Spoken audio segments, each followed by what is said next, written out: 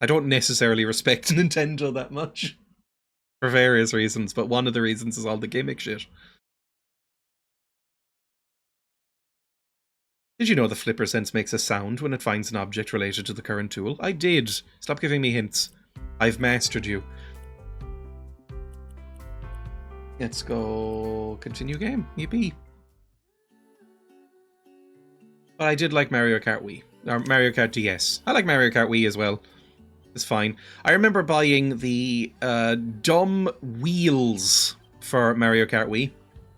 I still have them in my cabinet outside. I still have my original Wii that I bought when I was 10. When it first released. My dad bought when I was 10 in 2006. And I bought with my own money Mario Kart Wii and 2 of the wheel controllers. And they are absolute shit. Like, there is no reason to ever use. They're just not fun, to be honest. I get it. It's like, oh, it's whimsy and you can control with motion. It's shit. They're just not sensitive enough to be usable.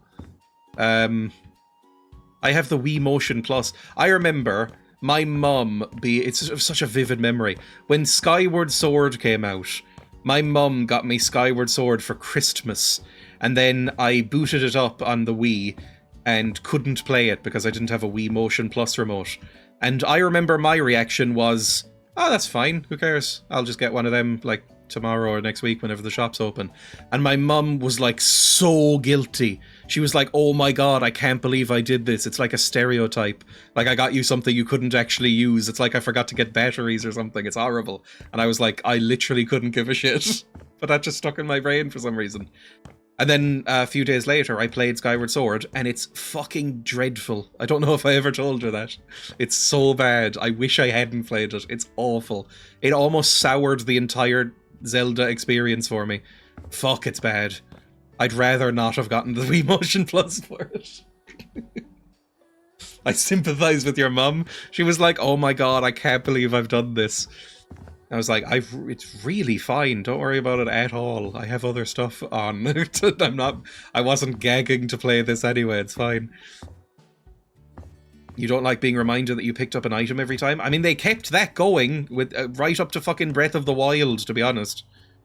Whenever you log in for a new session, it's like, you picked up a gem! This is worth this many coins! Fuck off, Zelda. The difference being is that Breath of the Wild is a really good game, and so you can look past those flaws, whereas Skyward Sword is a fucking disaster, so you just get irritated even more. Let's go see what houses I own, speaking of fucking disasters. What do I have? Old Marketplace, Seaside Resort, Summer House with a Pool. Let's do that one. Summer House with a Pool. A spacious house. Perfect for vacation rental. Just be cautious about who you rent it to. The previous owner quit after some students trashed the place during a summer break party. That's the only reason why such a gorgeous 2-bed, 2.5 bath house with a pool is back on the market. I don't think I'd want a pool. I think, it sounds nice, but it's one of those things that would be a nightmare to maintain. I imagine in order to have a pool, you need to make pool money. You know, you can't just have a pool, otherwise it'll just get filthy. You'd have to get someone to clean it, or learn how to clean it yourself. You have to do treatments for the water. Just annoying. It's the sort of thing that you might need, like, staff for. Yeah, a lot of maintenance having a pool. Like, I like having a garden, but it's... even that maintenance is annoying. Oh, this is a bit rough. Alright, let's take a look around first. I feel that way about big houses. Exactly, I like having a small house. Ugh. Lots of flies everywhere. You just left old corn? Ugh. I love the car in the pool. We might keep the car in the pool. It's a tedious thing, especially if you don't like it. Because I like swimming. I don't really like swimming in pools. Emma mentioned this recently, actually, that I taught Emma how to swim recently, not swing. And I did it in the sea, because I don't really like swimming in swimming pools. I find it gross. Whenever I'm in a swimming pool, I'm hyper-conscious of the fact that everybody else is probably pissing constantly. Because I don't. But I think I'm one of the, like, 4 people on the planet that doesn't. I think basically everybody... Maybe it's just I have a dim view of other people. But I'm always sure that every other person in a pool is pissing constantly. Like a rat. Just constantly leaking urine from their orifices. Maybe I'm just too cynical. I swim 3 times a week now. I'd like to. My dad does that because he's living that Mediterranean life now in Spain. And lives like 2 or 3 minutes walk from a lagoon. There's so many bins around. I guess it's convenient. Let's sort out this garage. We'll clean and sell everything and then start from scratch. Maybe this will be just like a nice, normal, wholesome house. Doesn't need to be weird every time. You have a famously high opinion of people. I just don't trust people to be cleanly. I have seen too many people audibly piss in a public bathroom, like at the cinema or a shop or something. Walk out, look at the mirror, fix their hair, look at the sink, go, and then leave. To think that anybody really is doing any sort of cleanliness. Doesn't need to be weird, yet somehow it will end up that way. As a plumber, I've lost all faith in people's general cleanliness. It's... oh god, that must be hell! Oh god! The great unwashed. It's just, I brought this up several times before, but it rings in my brain every few days, I think. As like a moment that plays in slow motion whenever I think of just people at large. Where... I was at the cinema, so I don't really go out much, but I was at the cinema like a year or 2 ago now, and I was washing my hands after urinating. I exited the stall, because I don't like using urinals. I'm not a savage. So I went over to the sink, like a quick wash of my hands with warm water and soap and stuff like that, and I watched a child, no more than 8, come out of a stall, while his dad was on his phone, like, waiting for him to pee or whatever, just, like, leaning against a wall in the bathroom. And the child saw me washing my hands and was, like, toddling over to turn on the sink and was, like, reaching for the sink and the soap. And then the dad went, "Nah, don't bother with any of that nonsense," and then took him by the arm and left the bathroom. And I was like... that child is ruined forever. That child is never going to wash their hands again. That child is now a filth freak. You're scum, and you've ruined it. Time to kill it and start again, because it's over now. And it just absolutely disgusted me. And it plays in my head like a flashback every, like, 2 or 3 days, I feel. Whenever I wash my hands or I'm out in public. Because I think that's relatively normal, especially men, it has to be said. I think they're fucking disgusting. But, oh god. Kids put their hands on everything. Exactly! Someone called social services. It's just, oh, I cannot believe it, that that's normalized. Like, what's wrong with you? Maybe we'll get rid of this. I'd rather like a longer corridor, I think, than whatever this is. I might break this down. Maybe not. Maybe it'll be fun. For fuck's sake. I don't know why the kid keeps getting pink eye. I think pink eye is something I've only heard about in, like, cartoons when I was a child. Is pink eye a real thing? And also, what is it? It's not like somebody pissing in your face or something gives you pink eye, right? It might be. Oh, there's so much filth everywhere. This is disgusting. Don't know if this happened in Ireland. In early COVID, all the UK's public messaging was genuinely lessons on how to wash your hands properly. Yes, that was true here too. And it was one of those things that made me feel like I was going fucking insane. Because I feel like, I might be wrong, I feel like it's drilled into you how to wash your hands in primary school when you're like 4, right? How to wash your hands and wash them thoroughly. Did people just not grasp that, or people just didn't bother? Like, retaining that information? It's just like, nah, Not gonna listen to that. You've never had pink eye? I didn't know it was real. Oh, it's conjunctivitis. But no, I've never had that either. Usually from bacteria associated with poops. Oh, good. No, that's not fucking disgusting at all. I think I want to redo the windows in this house. I don't like them, so I'm going to break everything up.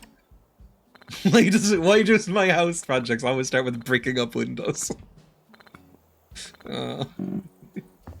Lovely. Good stuff. This is looking fine. The outside is now looking okay. I might sell the ivy as well. It's drilled into you in school, but they see their family not do it at home, so it becomes the habit. I just can't imagine not doing it. Not because I'm like, oh, so cleanly, or I'm like the paragon of virtue or anything like that. But it's so easy. Like, why not do it? It's really easy to wash your hands. It takes what? Like, even if you're not doing the full, like, 20-second warm water and soap thing, you can at least take a stab at it for like 5 to 10 seconds and it'll probably help, right? It'll be better than doing nothing.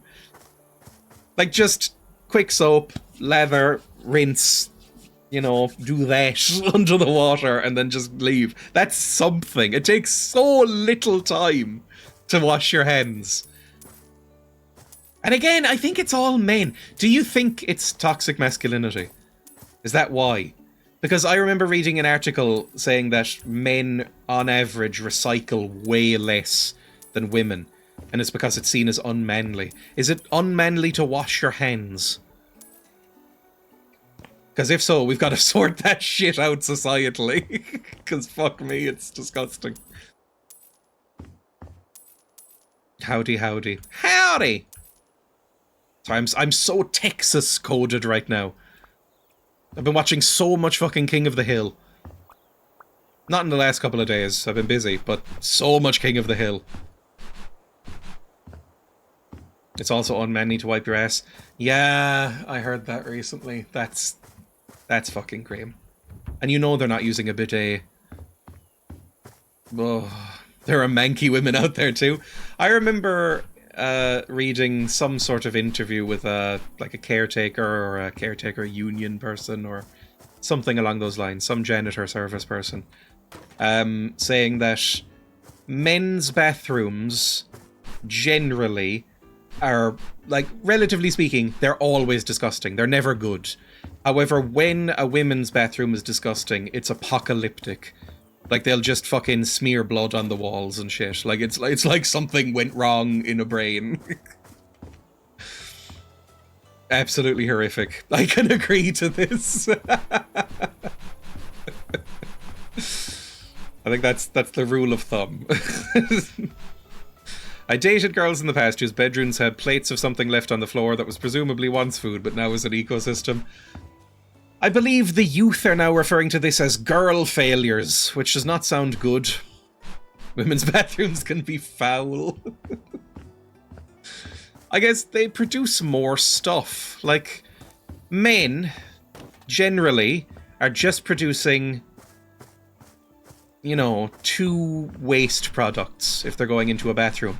But then with women, you've got blood and slime as well. And so all bets are off, really, when that stuff is involved. I have some news that might be important to you personally. That's a terrifying message to receive. I am expecting I am in your walls to be the follow-up. I hate when I slime. Women are full of slime, right? Or the vagina in general. They're all full of slime. Give me a few minutes, I can make it 3. Disgusting. Let's clean up out here. I hate when I slime. Blood and Slime could be a cool punk band. I imagine they'd be similar to Pussy Riot. Blood and Slime is what happens if you have a Pussy Riot. I regret some of the things I say sometimes. Let's sell off these weights. Nobody's using these. Lovely. Sell this thing as well. We want some wide open space for when we do some stuff, brother.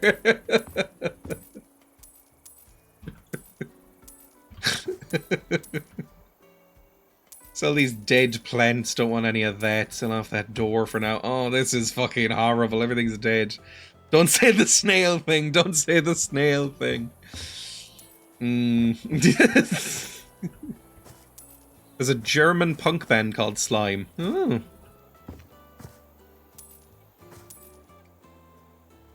Blood and slime is what happens when you have a pussy riot. Don't add that.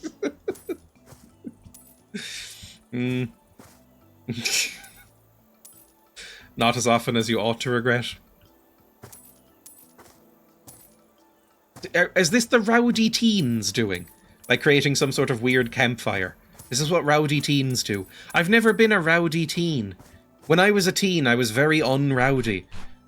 I think my parents would have liked me to be rowdier as a teen, because I was very boring and friendless, you know. It may become difficult to find alternative products for vegan vegetarian diets soon. I saw this! The EU just went fucking insane, right? Was that what it was? The EU has decided, because every EU minister has a share in a dairy farm and shit like that. The EU said that you can no longer call something a burger or a hot dog or cheese or whatever unless it contains dairy products or meat products or whatever. So you can't have a vegetable burger anymore, or a vegan burger. It has to be, or even a fake meat burger. It has to be like burger adjacent product, which is just so fucking stupid. I mean, it doesn't really matter in the grand scheme of things, but it's fucking insane. What a petty law to make. It's been a thing here for a bit, because again, every politician here has a stake in some sort of landlord company or farms. And so it's why no agricultural reforms ever get passed. There's a fucking bike on the roof. Come on, that's so dumb. It's very dumb. It's kind of funny dumb. It's so dumb too, a burger is obviously the prep method. Yeah, like, I feel like vegetable burger and stuff like that, that's been a term forever. Like, that's not like a newfangled woke nonsense term, right? That's a fairly established thing. But, you know, I don't really eat vegetable burgers anyway, so whatever. There's evidence that if you tell someone they're eating not meat, they'll like it less. That's happened to me. I remember when I started going vegetarian for the first time, when I was like 18, 19, I would cook stuff and my dad would try it and go like, oh, this is really good, like not knowing it was made by me if there was leftovers in the fridge. My dad, who is a very like obnoxious, like Top Gear style, you know, mock the woke vegans and stuff like that at have any opportunity kind of guy.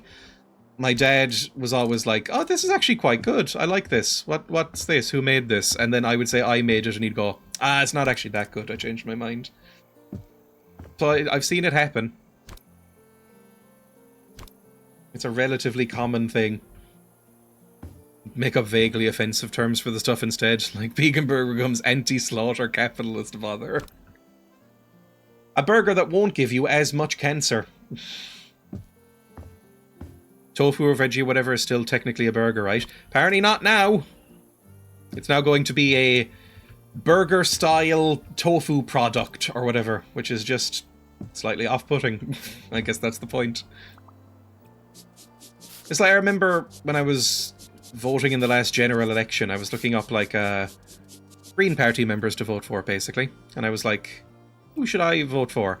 And I was, you know, looking up people who were, like, openly environmentalist and going like, we're gonna enact like real environmental change, and then I would look them up and it was like, it has to disclose that they are a member of like Dairy Conglomerate Inc. in Kerry, and I was like, well, you're not gonna do that much, are you? Slightly less cancer on meat puck. Puck is pretty good. I want the puck. This is almost looking nice now that it's cleaned up. There's a lot of shit around. Like, I think people clutter up their houses too much for my tastes. Like, I love the background of the stream right now. It's quite simple. It's just a black wall with a couple of things up, and I'm pleased with it. Scrandle puck when... Like, if I had this house It would just be bare tile, maybe the car, but the bare tile, maybe a roof here. Why is there a bed? Why am I missing these things? And a mattress, and a water gun. I was never really big into water guns either.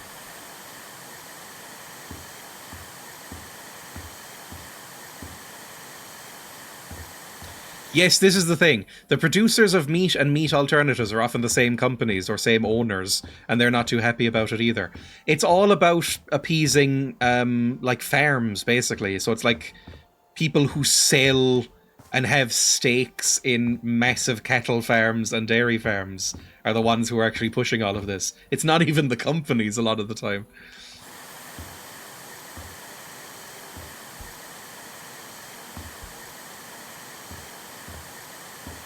God, I love hoovering. I hoovered the entire house yesterday. Because we went to the vet yesterday with the cat. Taco the cat was still acting a bit strange, so we brought her out to the vet just for a quick checkup, and we have gotten it confirmed that she still has a couple of fleas. After a lot of flea treatments, she had a lot of fleas, like a fuck ton of fleas somehow.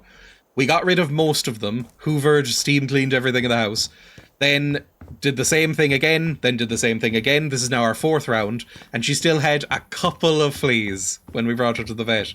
So she was like, okay, I'll give her this fucking, like, mega flea treatment. It's like €25. Get, like, I'll just nuke the fleas. What you're gonna do now is go home and do one last thing of deep clean everything. So hoover, steam, spray insecticide on fucking everything in the house just to make sure it sticks this time. So I was like, yippee! So I did that yesterday. It was lovely. So now everything is nice and clean.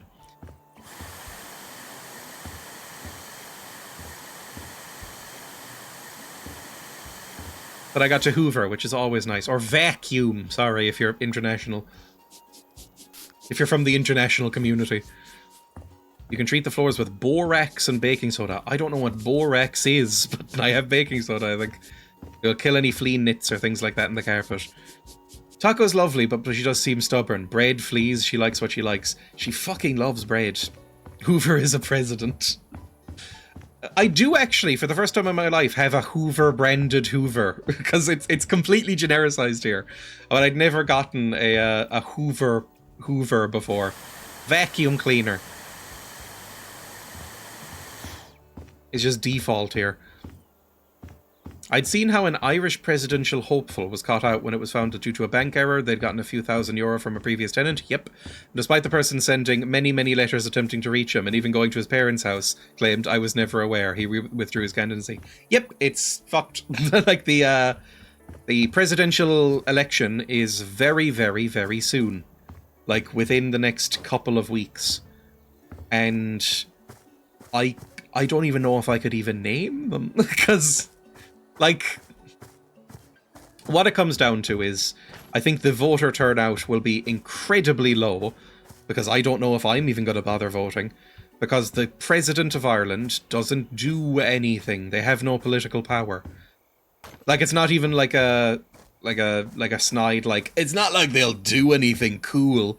It's more like they don't have the ability to do anything legally. They're not a political figure, really.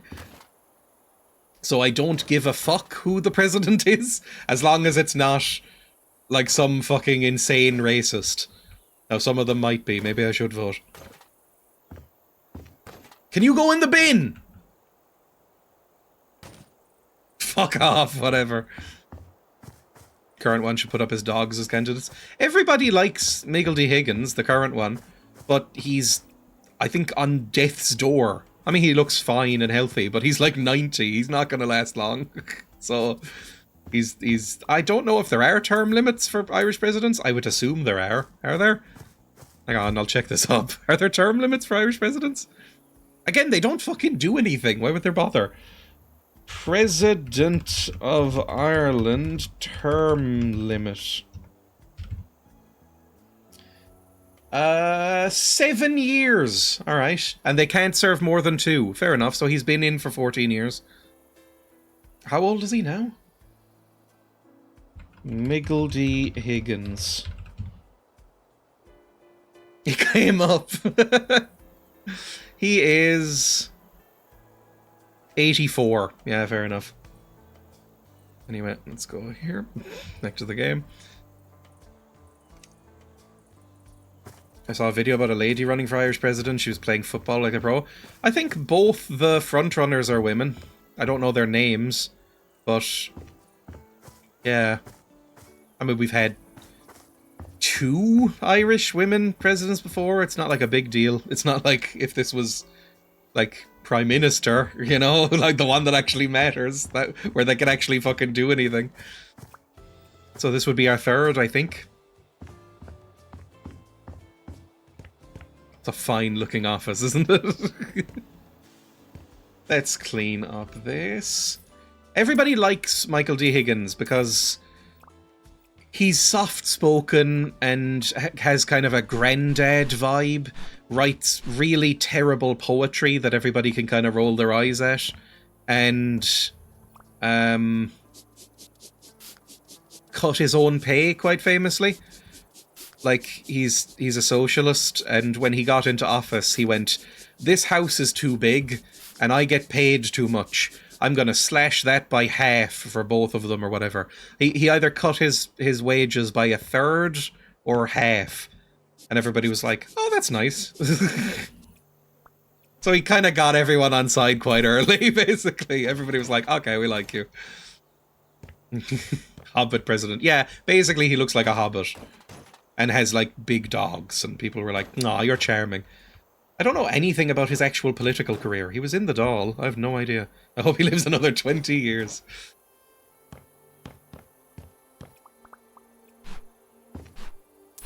But he's not... Whenever you see him doing something, it's always like, yippee, he's around. I know 0 things about him, but he just seems like a lovely fella. Like, I don't know if he ever actually did anything particularly big politically.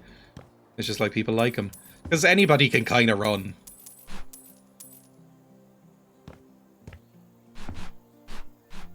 The Irish president does hold powers that can be very impactful. Really? Have they ever used them? I guess there's a reason why you shouldn't have people like fucking Conor McGregor running then. They're the ones, like the... It's like the Queen, right? When a law gets passed in Britain, they have to sort of ceremonially give it over to the Queen for her to sign off on, or the King, or whoever fucking owns them now. It's the same with the president here, but I think if the president ever said no, they would kill them. Like, they'd be absolutely fucking not. What's wrong with you? You think you have any actual power here? Fuck off. Oh, they have complete control over the military. I'd like to see them try, is all I'd say. Also, what military? We don't have a military, really.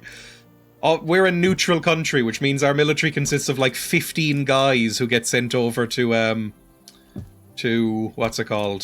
Like peacekeeping missions in the UN. So literally just standing beside some people getting murdered and going, "Ah, this isn't great."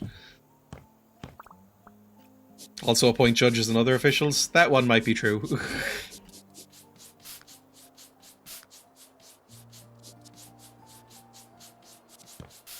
Tell me more about this very small military. I still occasionally get ads for the military. And I'm like, we're neutral. Why the fuck are you advertising for the military? Do you have nothing else going on? We don't need a military.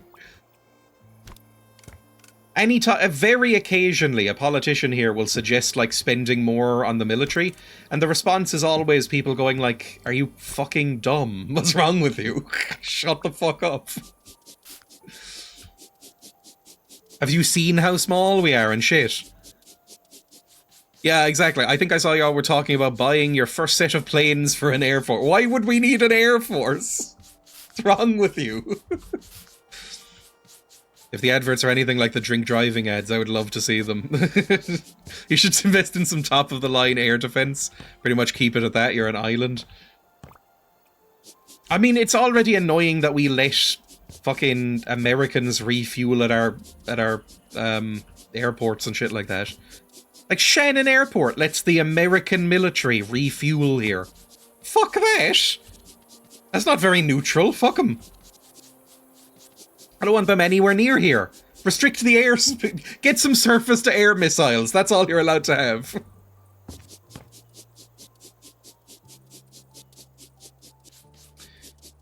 Is the policy of neutrality genuinely from neutrality, or is it because the size of the country doesn't really warrant involvement? I think it's both. I think Irish people, stereotypically, are quite proud of being neutral. For whatever reason. I'm neutral on it, to be honest, but Irish people in general are very sort of take pride in being neutral militarily and not having a military. But also, I think there is a general understanding of what the fuck are we gonna do? Like, if we... Why would we bother having a military? It's like... You know, we have one in name, but, like, it doesn't do anything, and it's tiny, so, like, what's the point? The Irish military genuinely only has 6,000 active members. Exactly, it's barely there. And most of them are the Irish Rangers, which are considered, like, relatively elite soldiers, but they're all, like, UN peacekeepers. Like, we don't have a military, really. Where would you even put it? Exactly. We have no people living here. There's no reason. Nobody wants us either. It's like, fuck off. We don't need one. The Air Force has 600 and the Navy has 700. We have no military. And that's how we like it. No military, please.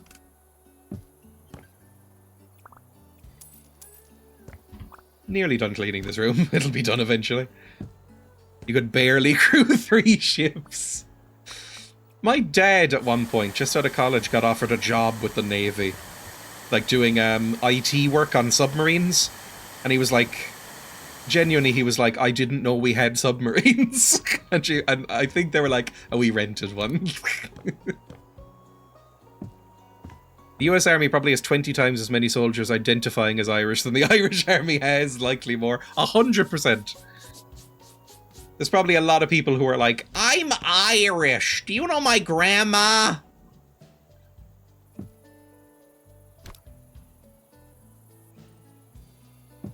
Lovely. I mean, this is almost looking nice. Sell this thing too. That's such a high television. I hate it. Here it is. The Irish Navy consists of 8 ships, 4 of which are operational. That's very funny. I like that a lot. 4 of which are operational is a great line. I'm 1/12 Irish. I'm just gonna rip out everything. Start again. Lovely. Sell that too. Kinda nice so far. It's an ugly clock. Because they once ate a potato. Because they want to wear green one day a year. That's such a weird thing. Because I would say... I think it's fairly apparent that St. Patrick's Day is bigger in America than it actually is in Ireland. Like, people celebrate it here, but it's mainly just an excuse to go out to a pub, which is not needed, exactly. Whereas in America, they, like, dye fucking rivers green and have colossal parades and stuff. I don't like St. Patrick's Day at all. As somebody who doesn't drink, there is no reason for me to ever celebrate St. Patrick's Day. Because it just will do nothing for me. The big Irish thing is kind of not eating potatoes, in a way. Can you tell there used to be a big Irish mafia in the States? Yeah, the Irish mob was a thing, right? I don't know really anything about it, because in terms of media representation, it's all about the Italians. I know it existed. These doors are all disgusting, and this wallpaper is disgusting. Ugh. I enjoy St. Patrick's Day because there's a good chance I can send a cursed post to Dreya. We make every excuse to drink. Big Texas drinks. Sorry. American beers. Is this a thing that is made up? I know I keep asking this anytime in Americans in the chat. In King of the Hill, they're obsessed with not drinking foreign beers. Is that a real thing? Or is that just like a thing in the show? Like, they're constantly saying, like, I won't drink anything that isn't brewed in America. This is my cultural outreach. That's real. I guess, again, it's coming from a really small country that doesn't really have I mean, we have a lot of breweries, but, like, you know, the appeal of drinking, our market wouldn't be able to catch up with it, I'm sure. What the fuck? Oh, it's just floating toothpaste. Lovely. It's mostly like white trash that's like that. It's more areas in the southern. Okay.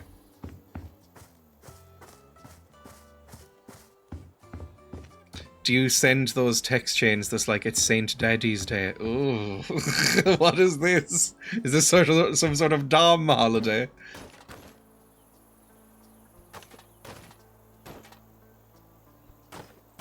Please, just go in the fucking bin. I hate that the bins don't work. I'm gonna sell all these doors. I don't like the doors, I've decided.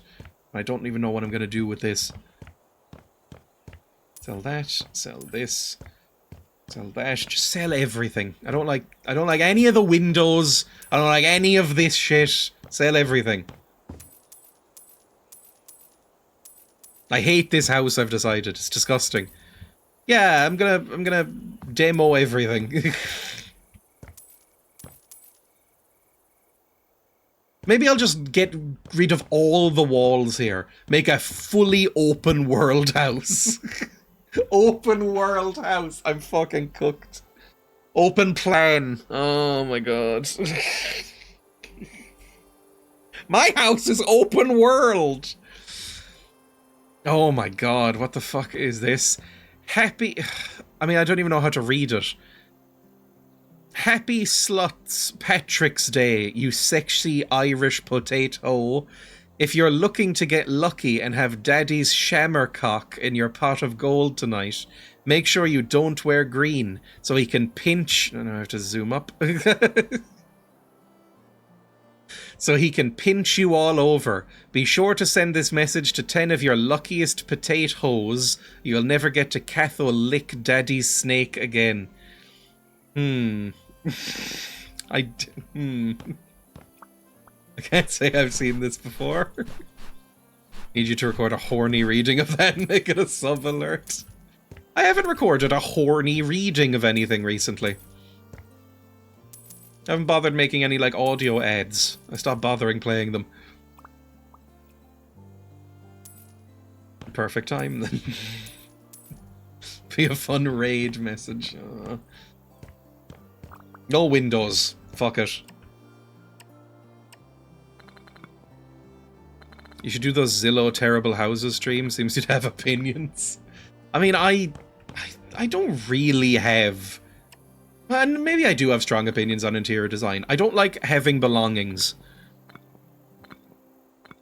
I hate having things in a house. It annoys me. Fuck it, let's just start breaking shit down. I want this to be clean. I think I've figured out what this is going to be. Everything is going to be tiled. Everything is going to be brush clean or wipe down surfaces. Tinfoil hats, whatever. A metal roof, something along these lines. 4 corner posts and a roof. Oh, it'd be lovely. Like, Emma walked into this room the other day and went, "You've ruined it a little bit." Because I got rid of at least half of the things that used to be in this office. Like, a lot of the wall art, all of my belongings on my shelves, half the books that were on there, on the mantelpiece. I just hate having stuff. Oh, I hate it. I haven't really figured out a theme here yet. We'll see. Right now, I am desperate to be clean and pure and new, so I think I'll go with that vibe. Clean, pure. Everything's a sauna, coming out of a steam bath like Sting in Dune. What can a millennial afford after winning the lottery? It's just a microwave on the floor in a big empty house. Like... I wish I had whatever Sting comes out of in Dune, just to feel so clean. Sting, Dune, scene. I assume everybody's seen this. Yes, that Sting.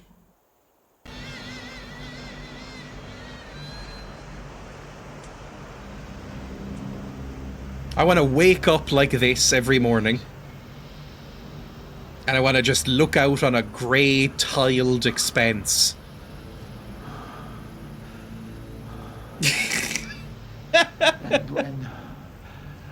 This movie is so fucking bad. I love it. He just stands there for a while, from what I remember. We've crushed these people enough. I'll send you. Fate. Sting is not a good actor. Lovely fate.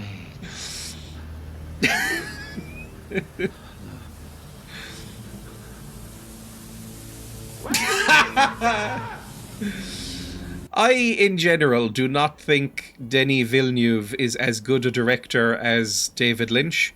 However, the new Dune movies, while I don't love them, do absolutely kick the shit out of the old Dune movie, which is terrible. It's so bad. This is probably the best part. No, the best part is when Paul Atreides rides the worm at the end while Toto happens. Like, the soundtrack, if you don't know, for David Lynch's Dune is done by Toto of Africa and Rosanna fame, and Hold the Line, and it's all like shit, cheesy electric guitars. So Paul Atreides, played by Kyle MacLachlan, standing on the back of a shit worm while Dune music with the electric guitar plays. It's so bad. Anyway, let's go back to the game, shall we? Patrick Stewart's Battle Pug. It's one of the messiest movies ever made. You can see why, when David Lynch ever got asked about it in interviews, he would just go silent and not want to talk about it anymore. He's like, I'm never making another big studio piece ever again. I'm wondering what crazy collector managed to snag the cod piece. Just sitting at home alone, huffing Sting's cod piece from Dune. It's never been washed. You can still see the imprint of his penis. He wore it for weeks on set. He was method. Sting probably never takes it off. It's sort of a sci-fi version of a chastity cage. As expected, Lara already knew Buckethead. Well, Lara seems, broadly speaking, cool. So she probably knows, you know, cool alternative music like that. I would expect this. Whereas I'm not cool, so I don't know any of this shit that happens. She's weird, yes. Complimentary.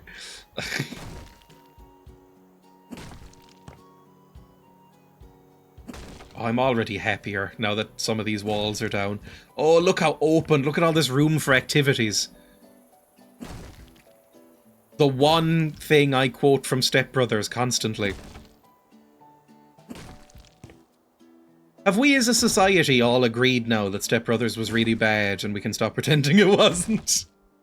I feel like in 2008 when Step Brothers came out, everybody was like, this is one of Will Ferrell's and John C. Reilly's finest moments. Looking back, I love Room for Activities. There's a couple of funny moments. I will occasionally think of Boats and Hoes. But basically, I think I liked it when I was quite young, and then I watched that movie again. If you don't know, the movie is about Will Ferrell and John C. Reilly being man-children, like in their 30s and 40s, still living at home and acting like children. And they become stepbrothers when their parents get married.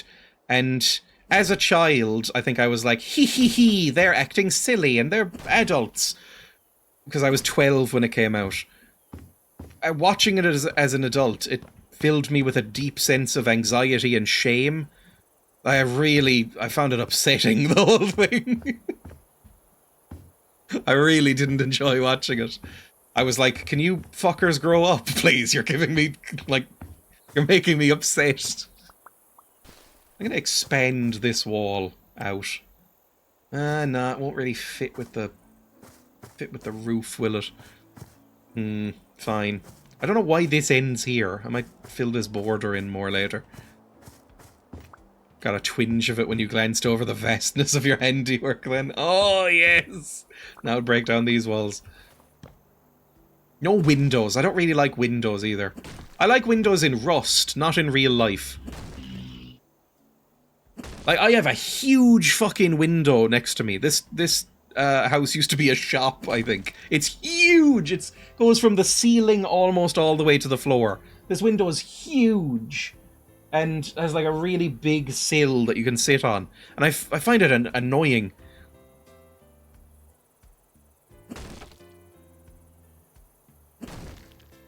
Hang on, I'm missing bits of chat. I don't talk about it much, and it might be a Spectrum thing, but anytime I unexpectedly see a large room, I visualize how much train sets can be built into the space. When I think of autism, I know it's stereotypical. I do think of people playing with or looking at trains. To the point where, and I don't know if this is rude that I said this, the other day I had a headache and Emma made me take a painkiller. She made me take like some paracetamol or something. And I was like, I don't really like taking those. And she was like, why? Is this like a weird machismo thing, or do you think Trump is right about it causing autism? Anyway, she made me take it. She watched me swallow it. And then I said, oh no, now I want to go look at trains. And we both laughed, but I don't know if we should have.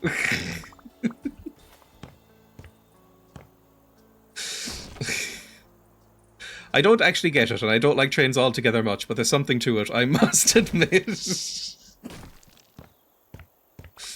I sell that as well. No knickknacks. Absolutely not. It's disgusting to me. Emma has knickknacks in places in the house. Like, on her desk upstairs, she's got, like, little models of birds and little statuettes and stuff. Ugh. Tylenol equals autism is the new meme in the GCs. It's bizarre, because, I mean, it's such an insane thing to say, but that makes it funny. Like, it's one of them. It's saying something, but it's one of the most insane things that man has said. Fucking insane. Like, what is he talking about? It's absolutely deranged. No extra doors. We don't need extra doors. Come on. What are we, the king? Clean this up. The only friend I had growing up who was on the spectrum, who was as on the spectrum as me, ended up becoming a railway engineer. Look, there's truth to the stereotype a little bit, I think.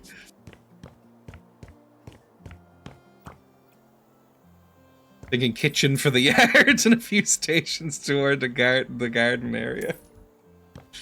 Oh my god, this looks so good. This looks so good. I might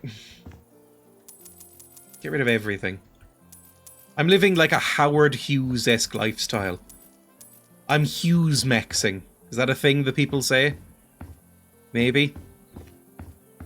There's so much train set space. I think you can build... Can you build train sets in this? Possibly.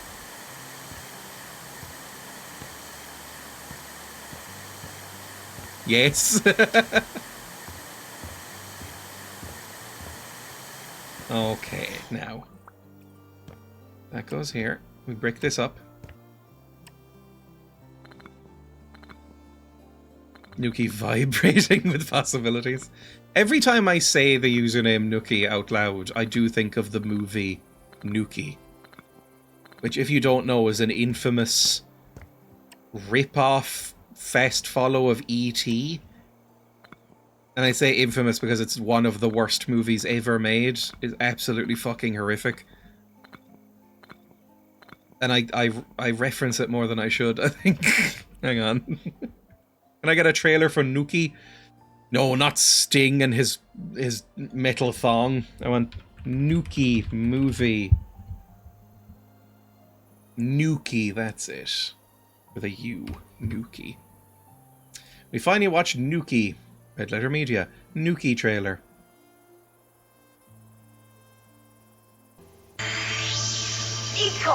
Rico, not so fast. I love it, Snooky. What's down there? Two space travelers Rico, no! are separated. Unidentified flying object over Florida. Warning! Good heavens, there's another one. Touchdown, 15 seconds. One is recovered. I want this creature alive. The other must find his way on a strange planet, confronting the perils of the jungle.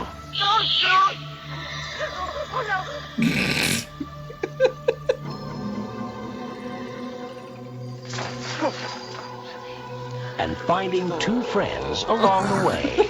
Yeah, quiet, quiet, quiet. This is good. I need my brother. Help me to find him. What does name of menu look for? America. America? No, America's a country. If you're not gathering this, it's a little fucked up alien creature who looks like he's made of mashed potatoes and bile. Lands in sub-Saharan Africa, befriends two children, and then travels to America with them to find his brother who's being experimented on by the US military. Where I come from. What's this? So ancient for a spaceship. It will take extraterrestrial spirit and courage, along with the help of two native brothers, to reunite Native to where? That's such a strange thing to say. these space travelers. Snooky! In the tradition That's half the movie, by the way. This is making it look more exciting than it actually is. Half the movie is him wandering around, waddling in the suit, going, Nuki! Nuki! Nuki! Despite not being in the same continent for a lot of the movie. native brothers to reunite these space travelers. Snooky! In the tradition of E.T. and close In the tradition of... encounters of a third kind, What in the world? comes a magical adventure of two pairs of brothers from different universes. Nuki. It's pretty infamous as one of the worst movies ever made, I would say. Go watch it. It's a South African sci-fi film. Oh my. Considered a knockoff of E.T. Shocking. Also considered one of the worst movies of all time. Cool. Reception. Remarkable for how undeniably terrible it is. List of the worst films ever made. Yep, fair enough. The most painful movie he's ever seen. An atrocity. The worst kids movie ever made and one of the worst sci-fi movies.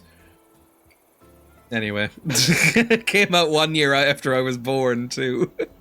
Sound alert when.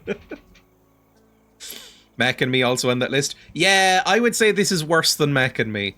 I've seen Mac and Me, and I've seen most of Nuki at least. But, I mean, Mac and Me's pretty fucking bad. Mac and Me is bad and also insulting because of how much product placement there is for McDonald's. Like, if you love McDonald's, then Mac and Me, that's the movie for you. Because the world is saved by McDonald's, and is it Pepsi or is it Coke? I think it might be Diet Coke saves the world. What about that one about the magic peanut butter that makes the children's hair keep growing? Yes! I have seen that. Well, no, I haven't seen that one. I saw that show up on a Red Letter Media thing recently. I wasn't aware of that until recently. It's fucked. It's really weird. I don't think we need any of these fancy beams either. This just seems like fucking maintenance I'm walling all this into. Flat roof, please. None of this nightmare. There we go. Move that television down. Beautiful. Beams are gonna clash with the train set. It turns out I want to live in a warehouse. Oh, lovely. That noise was not lovely. Beams are giving hip church vibes. Who needs this chimney? Why do we need a chimney? Fuck off with the chimney.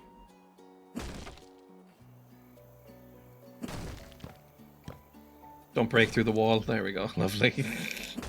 So much better now. To let out all the steam train smoke.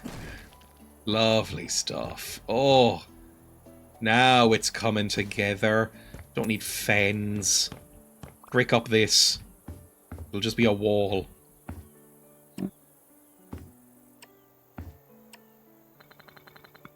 I've never used a fireplace before for anything. Is it nice? It's alright. I mean, it's a bit of a faff.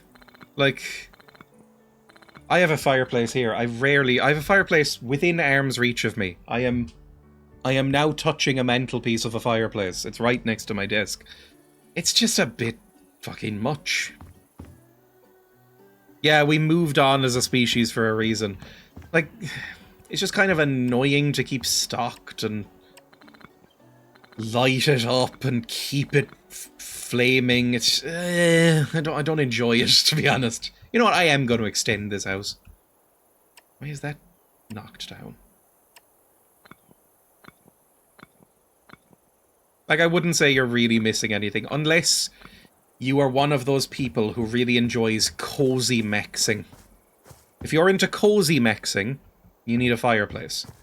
There's no real substitute for it. If you're not into cozy mexing, you know, if you're not into wearing thick jumpers, reading a book by a fireplace, that kind of thing, then you'll want a fireplace. I'm not really. So I don't need one. There, maybe? Oh, that's a lot of bricks. Jesus Christ. There you go.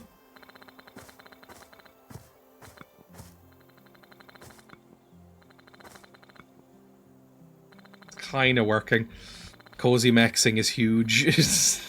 I was going to say fireplace is very cozy. Or that could be a Scots term that I don't know. Heeg. Aran jumpers for cozy mexing. I would never wear an Aran jumper because I think I would overheat and die. I wouldn't enjoy it. Not huge. Heeg.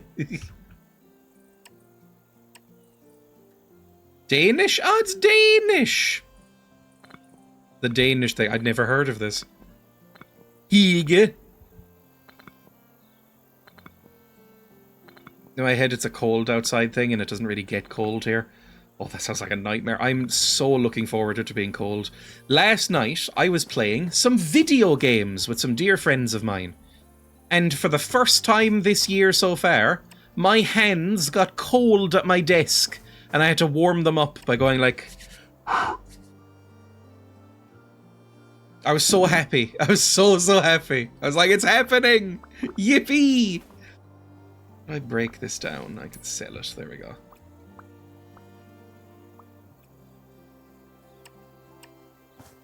Unironically so happy for you. It was so nice. I was like, it's actually getting cold. And then this morning, back to being like 15 degrees and fucking sunny. Is that why you had the toast sandwich?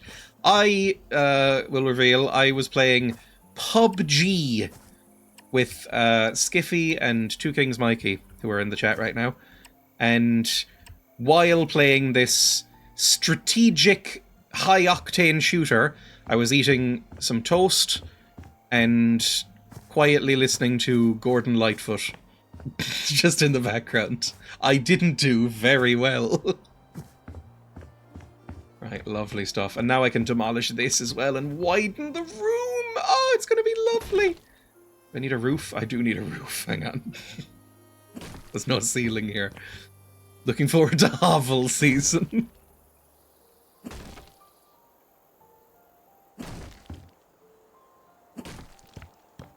But it was nice. It turns out I actually don't mind PUBG. Maybe I'll play PUBG on stream at some point and try and get better. Absolutely not combat ready. Nibbling on a toasted semi. Well, it was while other people were driving a vehicle and I was just sitting in the passenger seat, pleasantly watching like the meadow go by while eating a toasted sandwich and listening to some gentle adult contemporary music from the 70s. Is that the game where you play as Sonic the Hedgehog fighting a giant toilet? That sounds more like Fortnite. Which I hate. I've played Fortnite a little bit, because again, some friends were like, let's play Fortnite and try it out. I played it. I've never felt as old as I did while playing Fortnite. Because as soon as I loaded up the... oh, that was a trailer for PUBG, apparently. But as soon as I loaded up the what's it called? The UI for Fortnite, I was like, I don't know what the fuck is happening. Like, it's so busy. I don't know what the hell I'm looking at. It does sound like Fortnite shit. No, that's one too low. Hang on, can I sell this? Or will it sell the entire roof? You know what? Fuck it, sell the whole roof. How does that look now? How does that look on the outside? Well, we've sold the roof. PUBG is definitely dad-coded. It's very dad-coded. Which isn't a horrible thing, by any means. It just is. It's just what it is. Like, I imagine my dad would like PUBG. And my dad played a lot of, like, strategy games. Like, my dad was never really into first-person shooters. I think if I asked my dad what first-person shooters he played, it's probably just like Half-Life. He never really liked them. He was all about, like, tactics and strategy games and stuff like that. It's why I associate things like XCOM with dads. They're very dad games in my head. Can I turn on any of these lights? No, I might need to sleep, hang on. But look how nice this is coming along.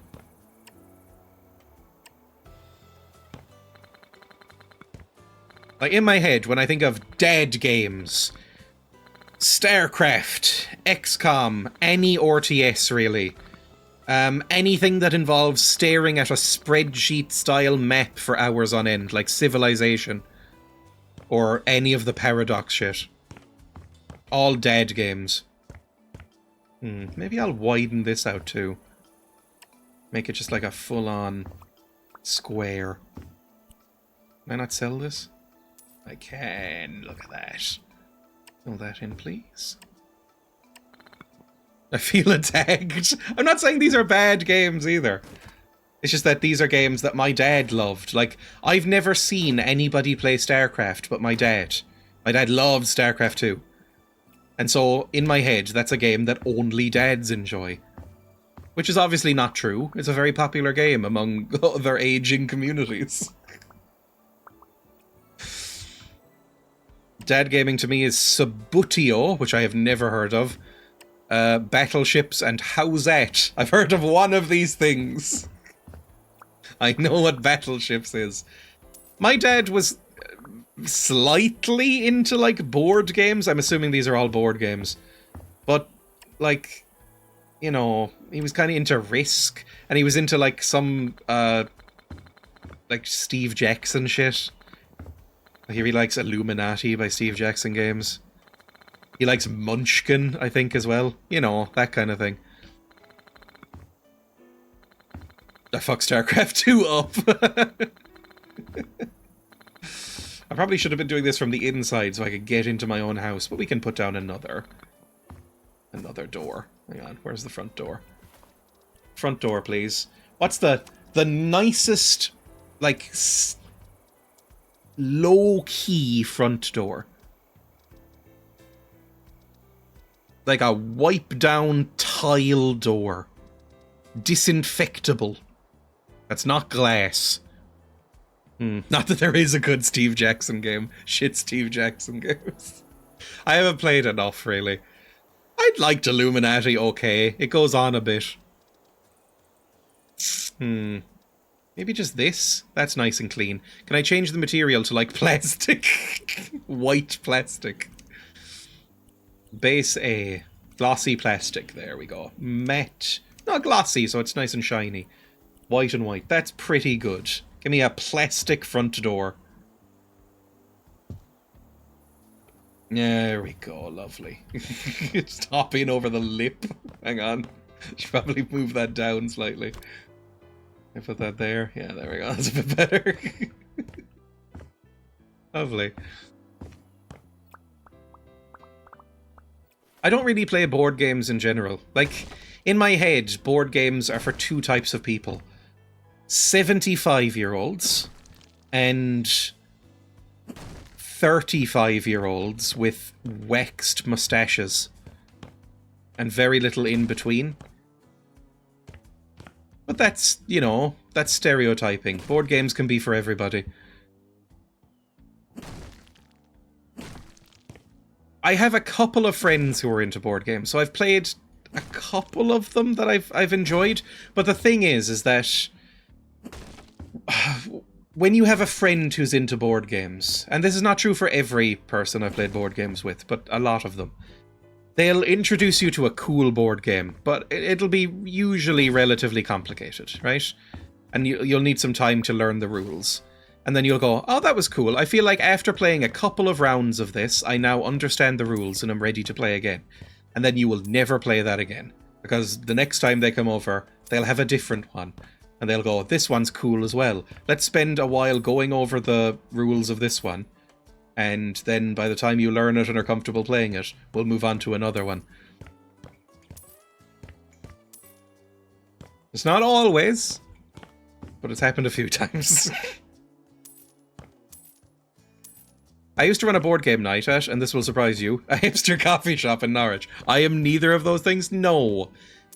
You are extremely dad-coded, so I imagine you'd play board games that my dad might enjoy.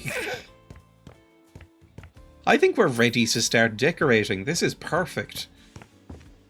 Right, I think we want... what floors do we want? I like hardwood floors. So give me like a nice bright hardwood floor. Surface finishes. Wood paneling. Glossy painted wood panels. Can I get like treated wood? Yeah, glossy painted wood. Jane style, colour white. That'll do. The daddest coded of anyone in chat. Yeah, I'd say you're more dad-like than actual dads in the chat. That's not a joke either.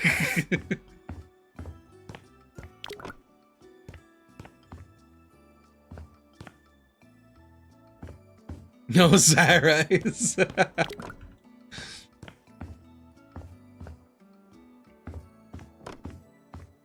Like, you even play a lot of 4th edition D&D, which I've decided is the most dad-coded of editions of D&D as well.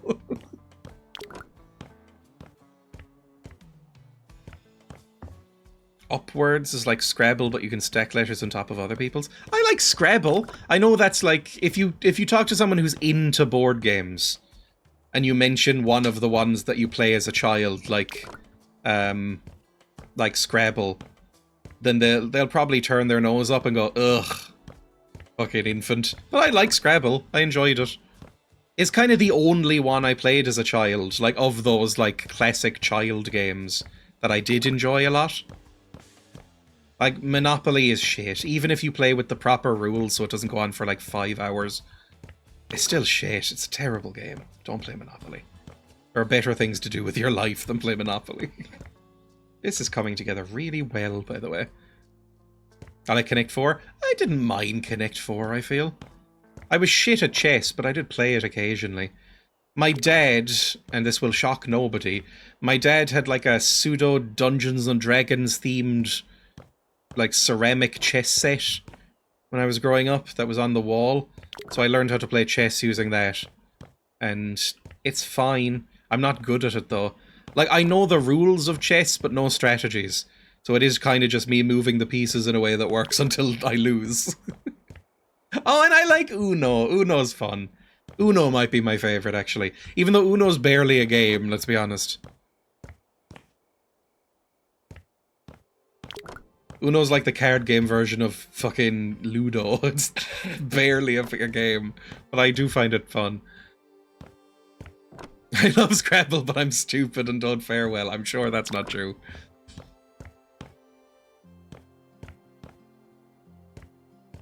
A D&D or 3.5 must be. You know what? As I'm saying it, my dad played a fuck ton of AD&D and 3.5. So yeah, okay. That makes sense. I still have the 3.5 D&D Player's Handbook somewhere. His one, and his AD&D 2nd edition monster manual. Lola's dangerously good at Uno. Love drunk Uno. Uno is one of those games that feels like it's custom made to be played while pissed. I feel like it would hold up best in that scenario. Let me just get rid of the excess here. Move this over here. It's all coming up. It isn't a game of much skill, yet I demolish everyone before me.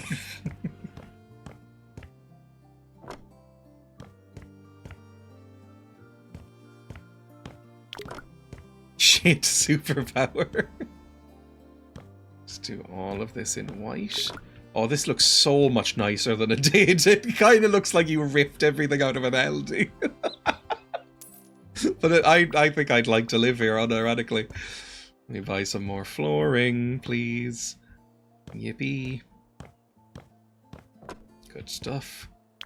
Stuff. Keep going. Maybe that's my style of house. If you rip all the shelves out of an Aldi and just, you know, put some basic amenities in there, I'll be fine. I mentioned this recently on Discord, and maybe here as well, I can't remember. When I was about 12, or no, when I was probably about 8, 9, 10, I thought it would be really cool to live in a sort of shed. Like just a really, really tiny house with the ultra basics in terms of amenities. And just live there on my own. I think that would be really nice. I still kind of think that would be nice. This came up again recently because I was watching a King of the Hill episode where they, I wouldn't say force, but Bobby, their son, ends up living in a doghouse. But it's like a nice one. It has electricity and it has like heated flooring and stuff like that. And the kid wants to live in it. He thinks it's cool. And I was like, yeah, I totally understand this. I also would think this is cool. Like, this is absolutely fine. Nothing wrong with that whatsoever. Can I get, like... that, like, foam drop ceiling that you sometimes get? Hang on. Cut pattern size, like, big squares like that. That, please. That'll be the ceiling. There we go! Now it's Aldi coded. Wonderful.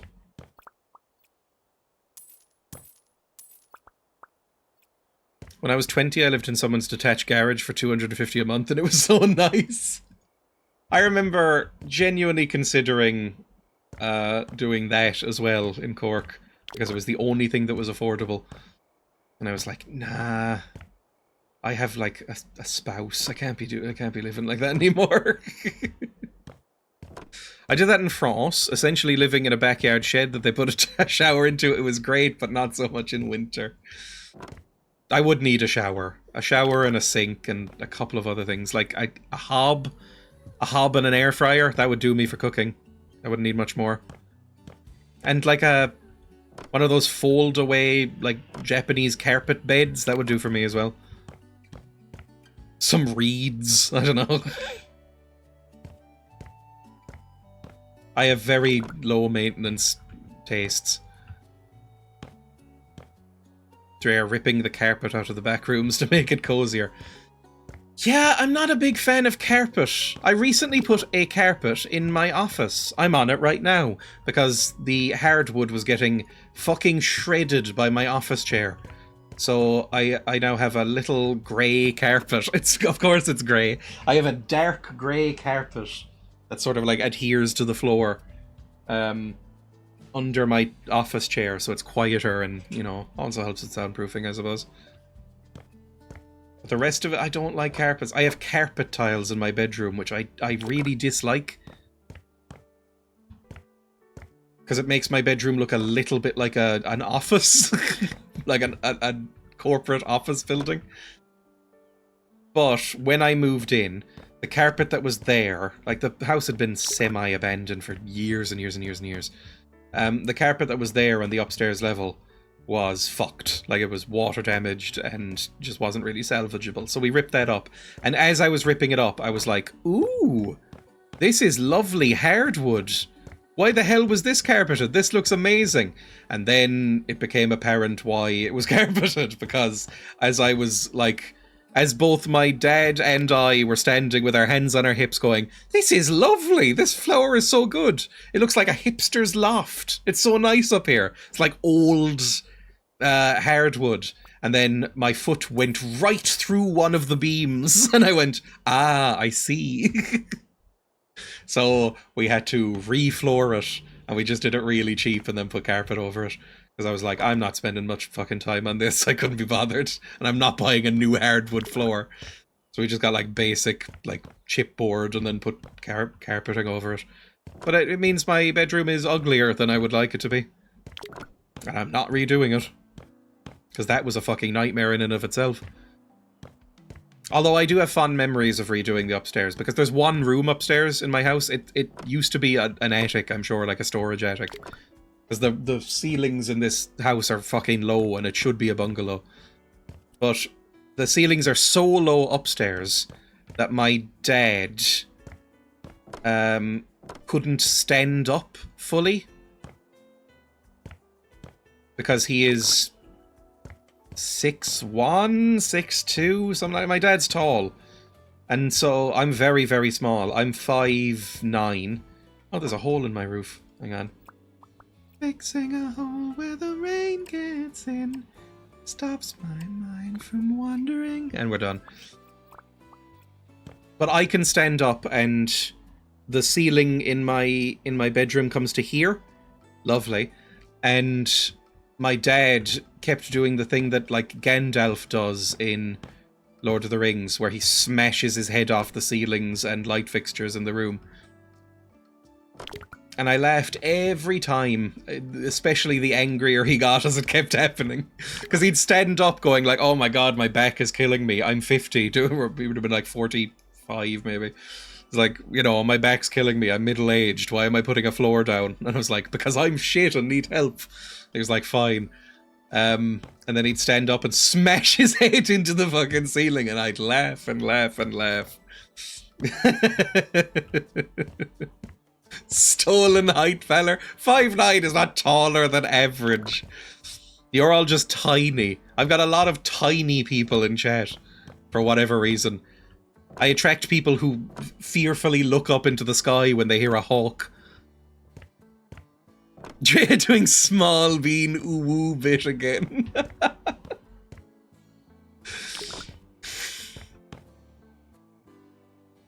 Just, I've rarely been taller than most people in a room until I did like a meet-up. I was like, oh, this is what it's like. I was usually the smaller person in like my classes at school and in any social gatherings. Small, old, and mentally ill, that's us. Your tiny, autistic, elderly audience. I mean, there's a lot worse audiences there could be. I wonder what the walls should be here. I want a little bit of contrast. I love contrast in design. Interior design, like graphic design, I love contrast. So I like having accent walls. I like having lots of white and grey, and then something bold, like a dark red or a white or something like that. Love that sort of thing. So maybe I want like a darker wall compared to the ceilings. I'm sad I missed the end of Gnomes. Gnomes was so surprisingly wholesome and nice, except all the racism. But it's Tom Baker, so you expect that, I think? Because in my head, Tom Baker is primarily Doctor Who, because that's what everybody knows Tom Baker from. But also the voice of the narrator in Little Britain, so I'm primed to expect a little bit of fucked up nonsense.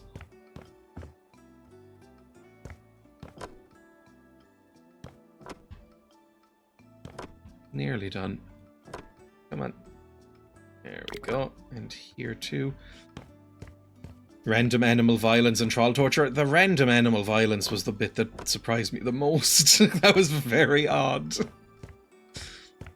Speaking of old, I bought something coloured trousers, mustard coloured trousers, and shirts and jumpers to go with them.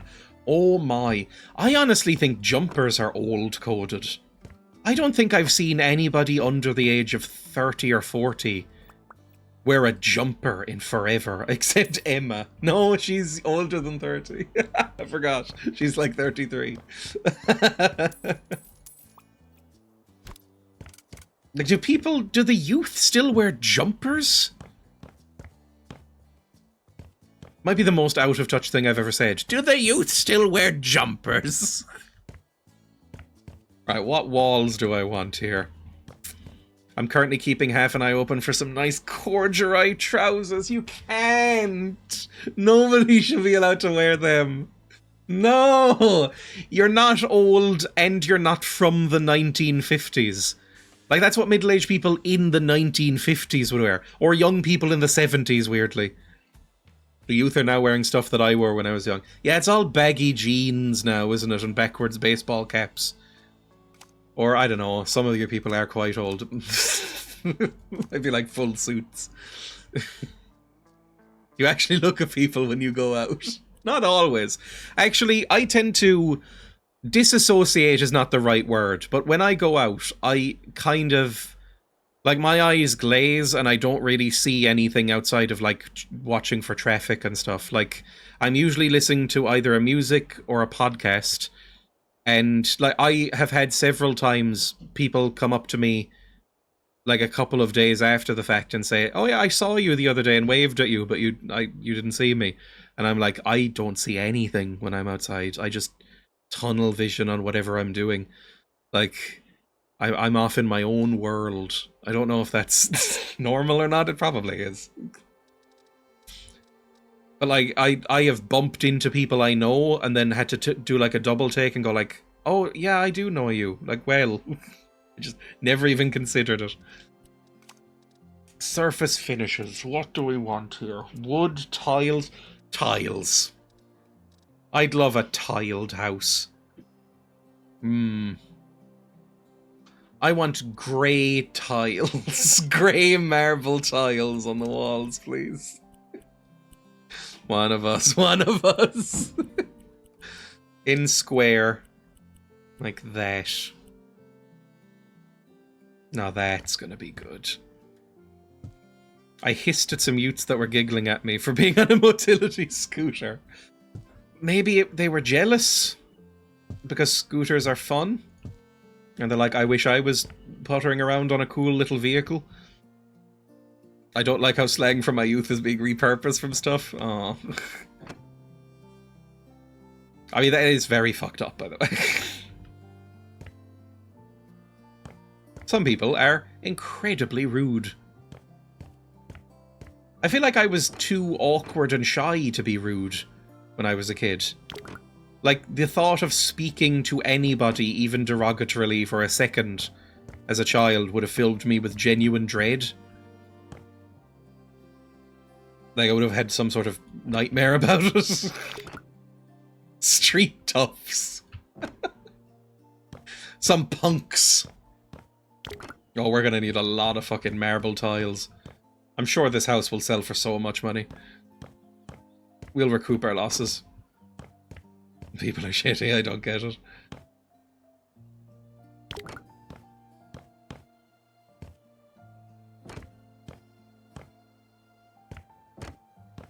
I wish I could tile my house like this. I still occasionally get dreams about it. They haven't stopped. I'll still occasionally, and it's so embarrassing. I feel so fucking humiliated every time it happens. I'd rather it was like an embarrassing sex dream or something. But I will sometimes genuinely have a dream where I am redoing my house, but with the House Flipper 2 powers.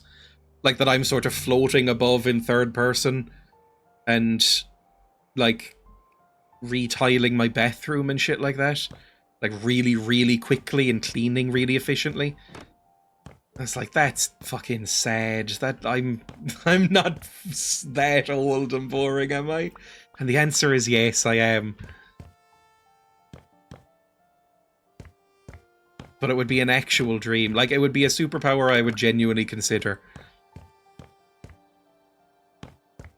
Is that like dreaming about work? I never dream about work. Like, I dream about... Well, I mean, I suppose I'm doing this for work, sort of. Well, this is more... Twitch is more a hobby, really. But like, I don't dream about YouTube or radio stuff, which is what I do for work. And I rarely remember my dreams. When I do, they're usually like horrible nightmares, and often they're about school, which is a very common thing, right? I don't think that ever stops. I think you can be in your 70s or 80s and still have nightmares about school. A lot of them are about secondary school and college. I never get anything before that. But, like, I'll wake up and be like, oh fuck, I forgot I had a class in college and I can't graduate without it, so now I'm gonna have to fucking contact someone in admin and see if I can take, like, some sort of extra credit thing somewhere so I can graduate this year, or maybe do it over the summer. This is miserable. Or doing the leaving cert in secondary school or something. It's horrible.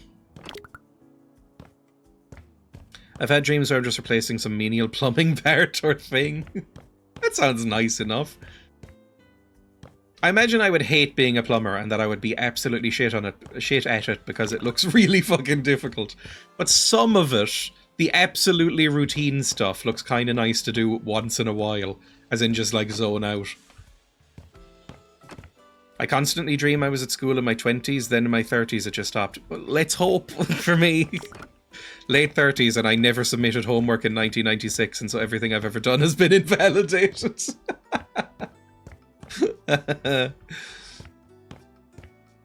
Well, I think mine are very specifically about, like, not completing classes or missing final exams or something like that, because that's actually happened to me.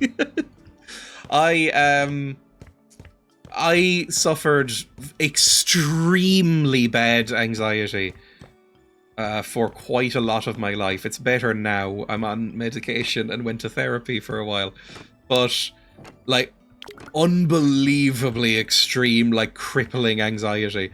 And as a result, I dropped out of at least 1 or 2 college courses. And once, in one college course, I missed a class due to illness. I was sick one day and didn't go into a module. Some module that I was like, this seems fine. And then didn't go again the next week because I was like, I just blew it off. I was like, I'd rather like go into the city, and because I was in Cork City doing college. I was like, I'd rather go into the city and get some lunch than do this class today. So I didn't go again 2 times in a row. And then the anxiety of showing up after 2 missed classes was so intense that I never went again. Which is deranged. Don't do that. It's fine. Obviously, it's fine. People don't show up for classes all the time. But missing 2 in a row was so... like, the thought of showing up and, like, the teacher or somebody in the class going like, oh, and where have you been? Which wouldn't happen, was so fucking mind-numbingly scary that I never went to that class again, ever. And I completely failed it. And at the end, I basically was like, well, hope that one wasn't mandatory. And it wasn't, luckily. It wasn't one of the mandatory courses. So I was like, okay, so I still get to graduate? And they were like, yeah, you should have showed up though. And I was like, I'm aware, believe me, I'm so aware. But I just didn't go. I did that twice, 2 different A-level courses. There's dozens of us. Relatable. Oh man, I did that too. It does dozens. So nice of you to join us. It's like the academic version of Look Who Came Out of Their Cave. That got said to me. Fun fact, if there's any possible way to make me never want to socialize ever again, it's saying Look Who Came Out of Their Cave to a teenager. If you have a teenager that doesn't like socializing or feels awkward about socializing, and then when they eventually do try and socialize, you make a big thing out of it, it will really ruin any chances of them ever coming out again. Speaking from experience. I once received a letter about being sick too often, so I stopped being able to get the mail. No! That's horrific. That's so bad. That's really, really bad. I used to have panic attacks where I would chunder lots, which I believe is slang for vomiting. And I didn't want to go into class and smell a vom. That's so tragic. That's really horrible. Oh yeah, basically we're all anxious messes, turns out. It's shocking, I know. Oh, hang on, there's another little area here that I can knock through, maybe. Let's do that. Where does this lead? I should probably put a door here so I can actually leave. Maybe I'll expand this as well? Nah, that's fine. What a time to be alive. Everyone having a nice afternoon? I am now. Like, this broadly is gone now. This like, overwhelming anxiety. I'm still not great with people. Like, I tend to... freeze up might be the wrong word, but I do tend to sort of lock up a little bit in social situations. I'm not great at it. But... I mean, so much better than what it was, my god. Jesus Christ. It was so bad. There, lovely. Is this 1, 2, 3, 4, 5, 6? So another couple. I want to do like a border around the whole house. Lovely. Yippee. I still get anxiety pricing out jobs and charging people for legitimate work done. Oh, this is extra. I understand. This is an extra thing. Right. I'm gonna go up and demolish all this as well. Building, installations. Give me some scaffolding. Where's the scaffolding? There we go, some scaffolding. Let me up on this roof. I can be trusted on a roof. I've only been stressed once in my life. You are the opposite of a lot of this audience. Can I not get rid of this, or do I have to demolish these beams? Okay, fine. I'm really prettying this up. When I had to write an email dissertation... When I had to write my dissertation in 3 days. That's real fucking stressful. I sometimes get anxious about getting into trouble for not doing my job while I'm doing my job. Yeah. Really can't type on my phone? Same. I am terrible at typing on a phone. And I've tried both ways. Unfortunately, the way I'm best at typing on my phone is the way that grandmothers type on their phone. If they have a smartphone, which my grandmother doesn't. Which is holding it like this in one hand and using one finger to type like this. Which is fucking embarrassing. But I'm worse. I'm faster, but worse while typing with 2 thumbs like this. Which I believe is how you're meant to do it. How the youth do it. Everyone being really relatable again today. Hashtag relatable, gamers.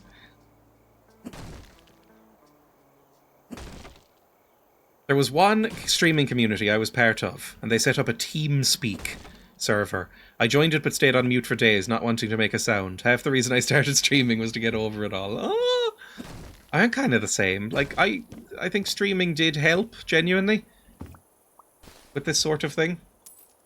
Oop, didn't mean to do that, but we have scaffolding anyway, it's fine. Build that too. Maybe I'll make a roof here. I don't know, I don't know what I'm doing. We're demolishing this.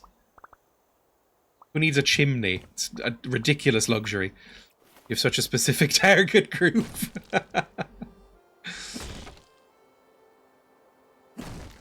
I think a lot of that is just Twitch maybe attracts certain people. You know, because nerd gamer types. They're stereotyped into certain classes.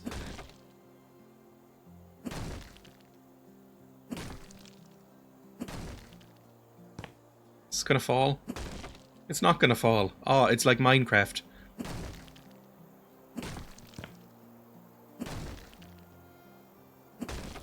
I don't know if I have gotten better at, like, small talk and social interactions in general, or if I've gotten better at faking it. But I think that's probably the same thing, to be honest. Like, I never feel like it comes natural to me. Like, speaking in general. But speaking to people in real life in a social setting especially. I feel like I always have to, like, rev myself up first, basically. I think I've gotten worse. Oof. sell this roof. We don't need a roof. Are you insane? Things just don't worry me. I mean, that's a nice way to be.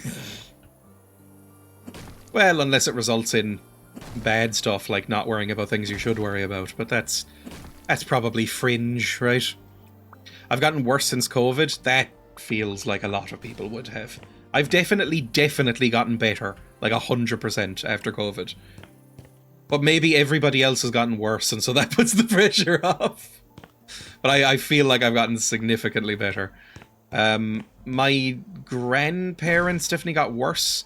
As in, like, they never really started going out as much as they did pre-COVID as they did as after COVID. Does that make sense as a sentence, what I just said? They don't go out as much as they used to, basically. And a lot of that is COVID. Because they were in their 70s when COVID hit. And, you know, my granddad has bad lungs. And, you know, smoked for many years and is at risk. So my nana became very, very, very paranoid about that sort of thing. And they just don't really go out as much anymore. I'm going to sell everything here. I've decided I don't want any of it. There we go, lovely. Look how neat it all is now. Why would you need anything else? I think COVID didn't really affect me, because I'm, you know... I've said this before, and I again, this is not particularly relatable. I don't find it... I don't find that I get lonely very often. But can I not just get this one? That's so fucking annoying. Like, being away from people is fine with me. I don't mind it at all. So being locked away doesn't really bother me. I'm fine communicating through text as well. It's all okay. Did weirdly tell a lot of people it's actually okay to stay in a lot, or at least you can do more than you think outdoors. Yeah. Which is, yeah, has been me forever, really. Okay, I'm going to wall this off too. I've decided. Just a little bit of extra space. Lovely. My life didn't change really, but I was more relaxed about it because suddenly my lifestyle was commendable. Yeah, anyone who's just sort of like a nerdy shut-in, suddenly we're like, we've been training for this.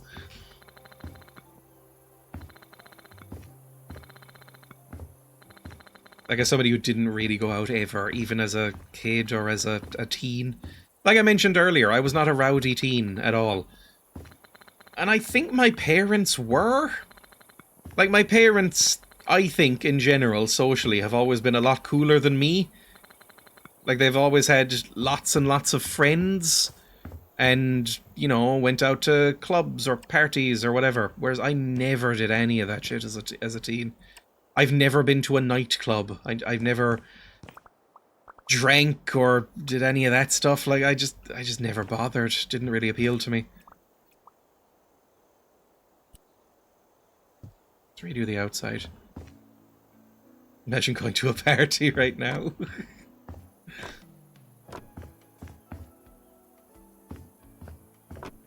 You know, I remember being invited once or twice, like... the standard Irish childhood thing. Where it was like, you know, do you want to go out into a field later and drink a bag of cans with us? And I went, nah.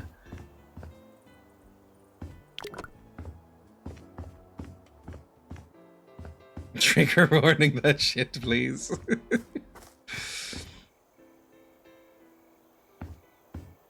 Oh, it's looking so good. I'm just gonna do entirely wood, even on the bottoms.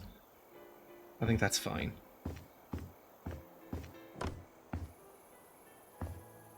Look at that! It's a fucking cube now! I love it! Let me hoover here as well. Because there's just broken glass everywhere. All that getting dressed and mingling, oh god. See, I don't know if I've ever really been to enough parties to really even know what parties are like. And again, that sounds so tragic. I never really got invited to parties as a child. Like birthday parties and stuff. I remember when I was I didn't like birthdays for the first point. But then I have memories of, like, even as a child, I knew this was, like, the embarrassing thing. But, like, somebody whose birthday was near mine, but they were more popular, their parents, like, holding a joint birthday party. And even as a child, at, like, you know, 7, I was like, this is obviously because, like, I don't have friends, right? And this, you know, you don't want it to be awkward.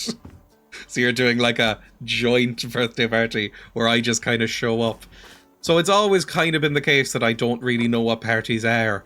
It feels alien to me. And that's kind of continued on to adulthood. Although I don't know anybody who holds parties now. They seem to adopt critical thinking very early, which I envy. I know parties for only from goth parties. They look like they could be fun. I'd probably still be miserable at them. I assumed everything ever done kept me in their best interest for decades. Oh, I forgot we're building this out as well. Hang on. Let's build a floor, a foundation here. This is going to be the best house I've ever built.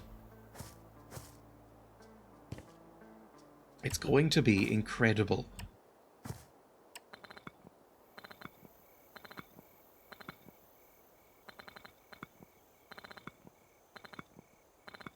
But I think around 10, maybe, I had to be like, hey, can we not have birthday parties anymore? Like, I know you mean well, to my parents or whatever, like, I know you mean well, but can we not do this anymore? Like, nobody's getting anything out of this, let's be honest. And they were like, fine, whatever, alright. I keep wondering if you'll adopt it as your new base.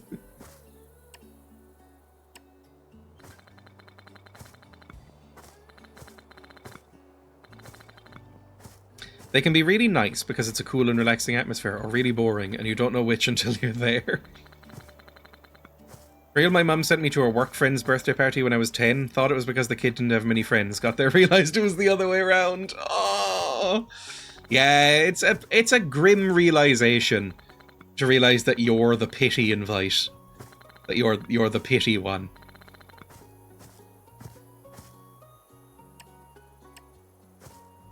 Out here, lovely. And we want this border all the way around, so like 1, 2, 3, 4, 5, 6, and then all the way over here.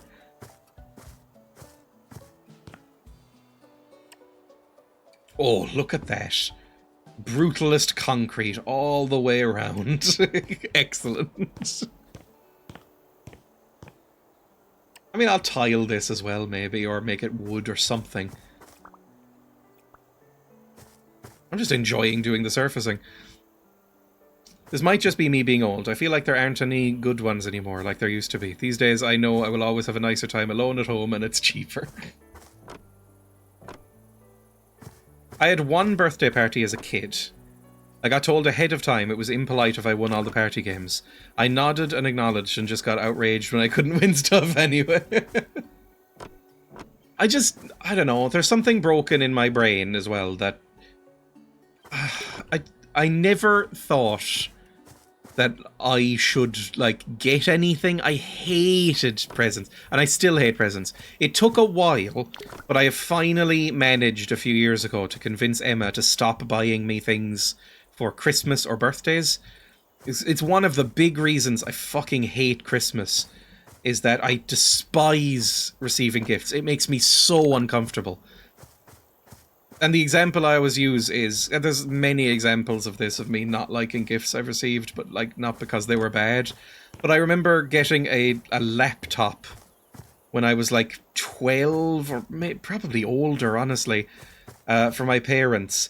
And I cried and asked them to bring it back, because I was like, I don't deserve this. I just get so uncomfortable around it. I really hate it when people give me things. It makes me so squirrely and weird. I never know how to react, and it just freaks me out. Like, my brain can't handle it for some reason. There's a chance I am on the spectrum as I talk more. Is it the sensation of not having got something yourself, or is it that you don't think you've earned it off people? I think the second one, because I don't mind giving gifts. It's awkward if you're bad at it like I am, but like I'm fine with that really. But it's a sort of thing of like, why am I getting this? Also, I don't like the sort of, and again, this is insane to say, the sort of performative, like, I have to be smiley and grateful thing either.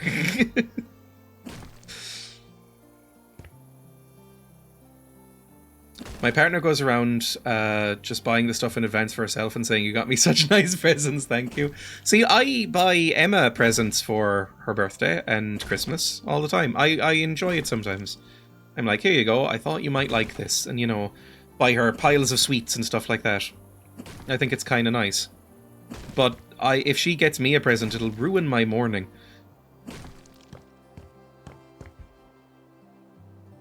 And for a while, I think she thought I was being, like, you know, gracious or going like, oh no, you don't have to buy me a present. But she eventually was like, oh no, you actually hate this, don't you? Like, this isn't like a, oh, don't get me anything, wink kind of thing. This is like a, please, for the love of God, stop buying me shit. Also, it does come down to, I don't like having things. The less stuff I have, the better. If you get unexpectedly made a cup of tea, do you get genuinely uncomfortable? That might be minor enough that it's fine. Although I don't think I've ever been unexpectedly made a cup of tea. Yeah, I can't think of that ever happening, at least. I don't know if I've ever been made a cup of tea. Have I ever been made a cup of tea? I don't know if I have. I always just make it myself. And it's not like I can do it better way. It's just, I don't think I've ever been offered and if somebody offers me a cup of tea, that's fairly common. But I'll always go no, because, you know, you're trained to say no, basically. It's the polite thing to do, to say no when offered a cup of tea. Let me repair this tile up here. I'm a massive gift slag. I can constantly think I should be given more things. Emma's like that. Emma loves gifts. So, you know, I know it's normal. There we go, lovely. That's nice and repaired and better. It's all going perfectly. I'll repair this too. Oh, it's going to be so nice out here. I know the love languages thing is largely bullshit. Yes, it's weird. I'm firmly in the giving gifts category. I feel like the only way I can make people believe I love them is by giving them things. No! Like a cat. Do you just come in and like drop a dead bird on the floor and just look expectantly? You turn it down at first, but if they insist, you're required by law to accept, even if not wanting one. Same for a biscuit. My grandparents, even though I am vegan, still offer me multiple ice creams every time I go to their house, which is once every week or two. And they'll go, are you sure now? Every time I go to my grandparents' house, I just come away with stuff. Like, they'll give me extra food to bring home. Like, oh, we made extra roast potatoes. Take them home in this bag of tinfoil. Or, oh, I know you like tonic water. I bought too much. Have some tonic water to bring home. And stuff like that. Which is very grandmother-coded. I think this is looking nice. Sort of. If I believe you enjoy dead birds, then yes. Aww. I once had a single nice slice of ginger cake at my grandparents' house, and my nan insisted ginger cake was my favourite food for the rest of her natural life. Oh, that's kind of sweet. Dreya off to Africa to discover the source of the Nile. I like tonic water. Again, I do not drink. So I don't have it as a mixer and things. I just like drinking straight tonic water. I enjoy it.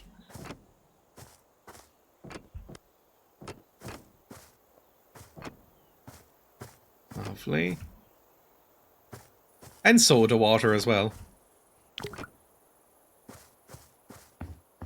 But when I go for lunch with my grandparents, I'll go over to their house and they will have a little bottle of tonic water or soda water set up on the table waiting for me with a little pint glass, not little, but a pint glass and like a little coaster ready.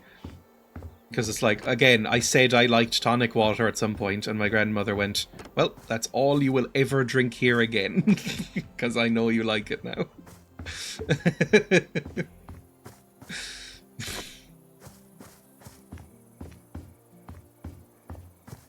Because I think it was the same with my brother when my brother was living here. I think she would always buy him, like, Madeira cake, because I think when he was a child, he once said, oh, I like Madeira cake quite a bit. And she was like, well, I will always get Madeira cake for you then. Have they ever run out before you arrived to become apologetic? Not yet. Oh, this looks beautiful. Look at that white strip. That's quite nice. Again, contrast. Weird contrast, but contrast. Anything else here? Anything else to tile over? I don't think so. I think the roof needs to be redone a little bit. I might put wood on the roof as well. I think a wooden ceiling roof thing would be good. How does this look on the roof? Pretty okay. I'm just going to do this whole thing in a cube thing. It's why I send cursed memes to Dreya. Look, you like these. Ah!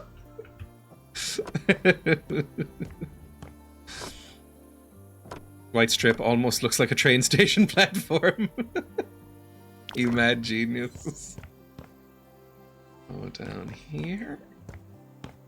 Lovely. And we were nearly out already. This is going to take, again, a lot of floorboards. Just buy like 15 of the things. Four might do it. And just go around the edges, like when you're colouring something in. Not that I do much colouring in. I kind of do with Photoshop, I suppose.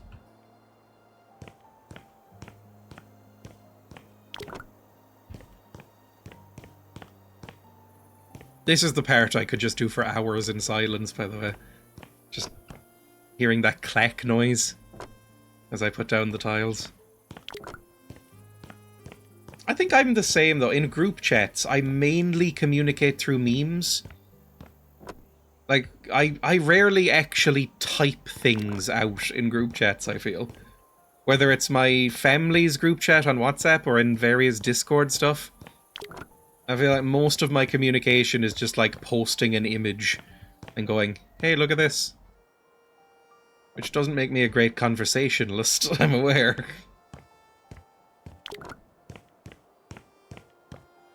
Also, I'm not in many group chats. Partially because I don't have many friends, but the other part is that I don't know if I'm very good at them, and they would overwhelm me. I don't really like being in a lot of chats in general. I'm a bit overzealous, so I politely avoid your Discord because you put up with enough of me to begin with, and all I do is babble. Oh, that's fine. I like my Discord because I will sometimes just go through there and just read stuff. It's like a personalized social media feed that isn't nightmarish. Because I'm mostly like everybody in there. Aw, I've always liked your babble. Goo.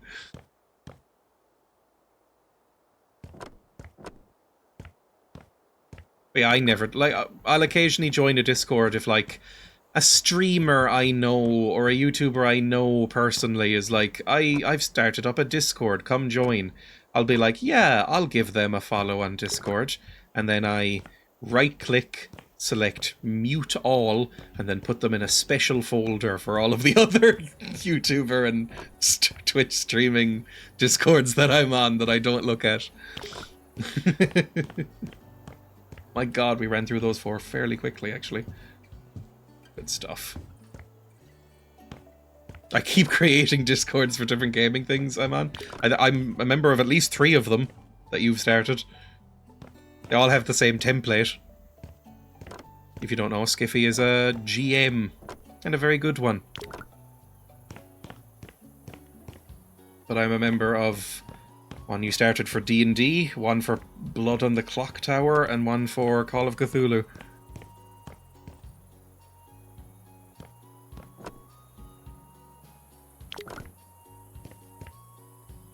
I'll post something on Blue Sky, then make it so no one can reply. Because fuck me, I don't want to listen to what anyone else has to say about what I think. That's fine. I mean, social media is nightmarish enough without other people, but that's the whole point, I suppose. But I see lots of people on Blue Sky with, like, no replies, or replies only from people who they follow, and stuff like that is an option as well.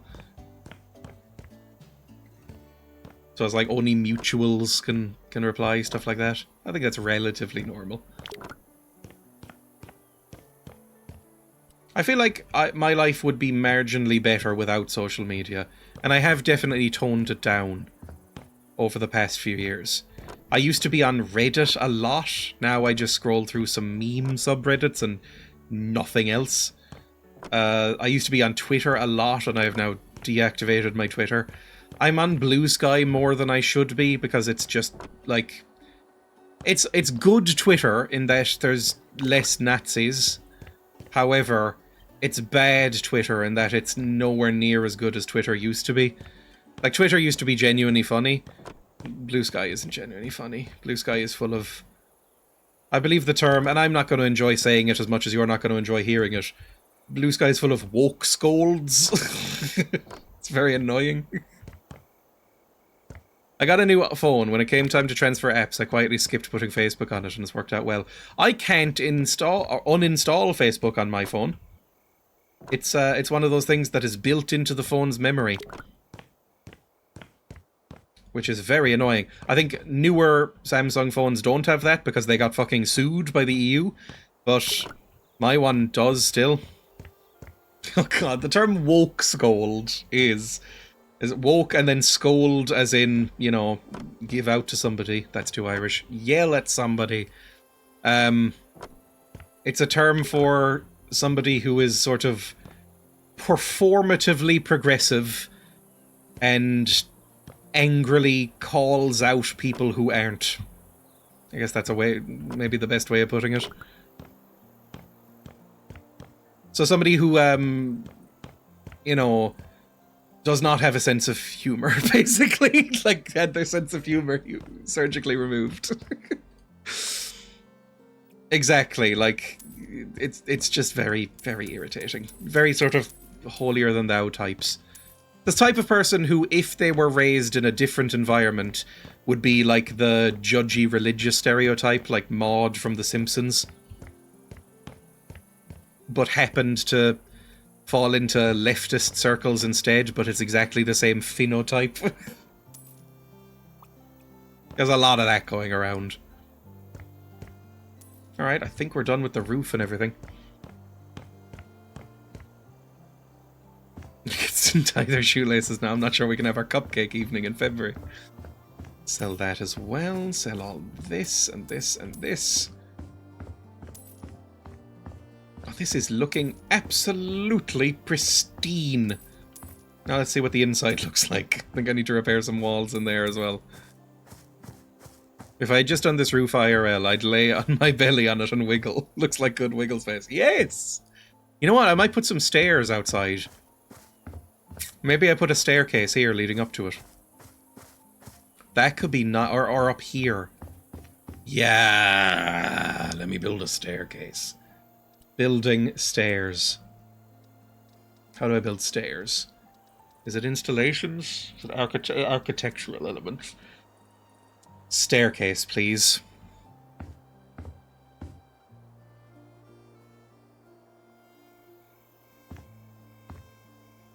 That looks about right, maybe? Like 21 steps? I don't know. There we go. Yippee! Yippee! I'd love to have a flat roof I could walk on. Unfortunately, I don't think you get flat roofs in Ireland because it rains too fucking much. I got in on Blue Sky early, but it was just before Trump's second term when it happened. So about a week later, it was just full of, oh god, oh dear god. So I put it on for ages. Never really stopped. Blue Sky, like I said, is full of that kind of type of person where it's like very intensely liberal people love Blue Sky. Like, intense liberals. And is there a more annoying group?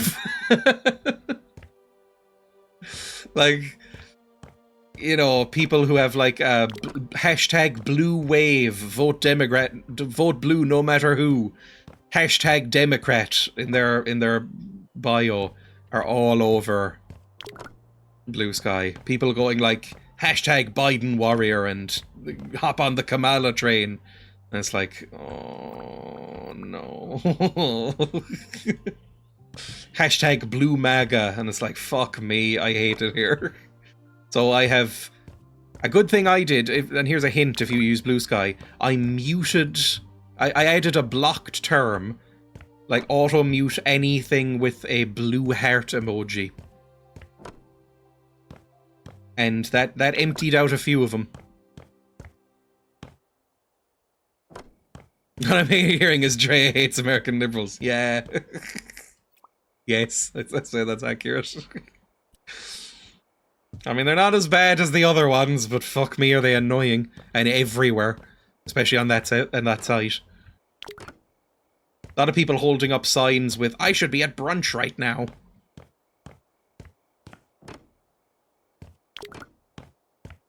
Yes, I've muted words like resist, because that was fucking all over it as well. So they wouldn't have seen my posts mentioning 1000x resist. Not entirely sure it's Dreya's got a game. I've never heard of it.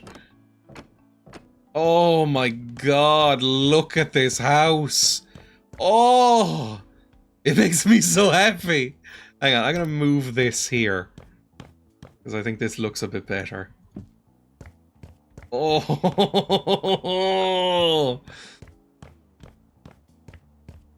now this is a house. Need more.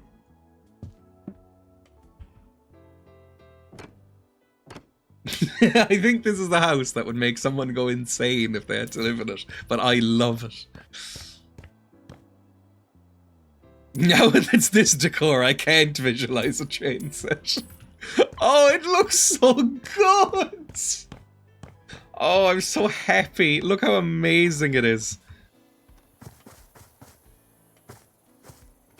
Oh. Oh, hang on. I just noticed that's lopsided. More room for activities! Yes!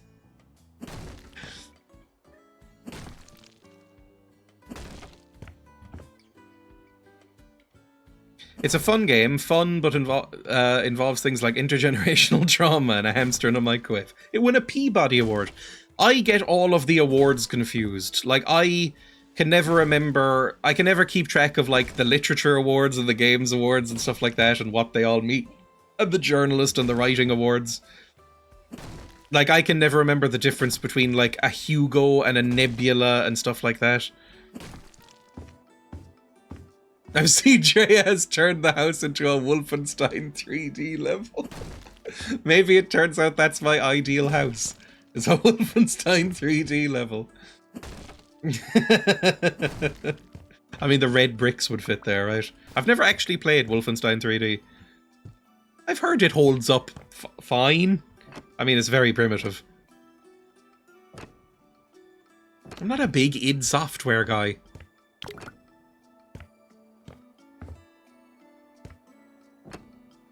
I know that's blasphemous to a certain type of person. The Peabody honors what are described as the most powerful, enlightening stories in television, radio, and online media. Oh. But a lot of them will say that. Bringing the boomer shooter aesthetic into IRL architecture and design. There's no fucked up maze in it though, so can it be truly a boomer shooter? If John Romero had a hand in this, it would be a fucked up maze. Never been a fan.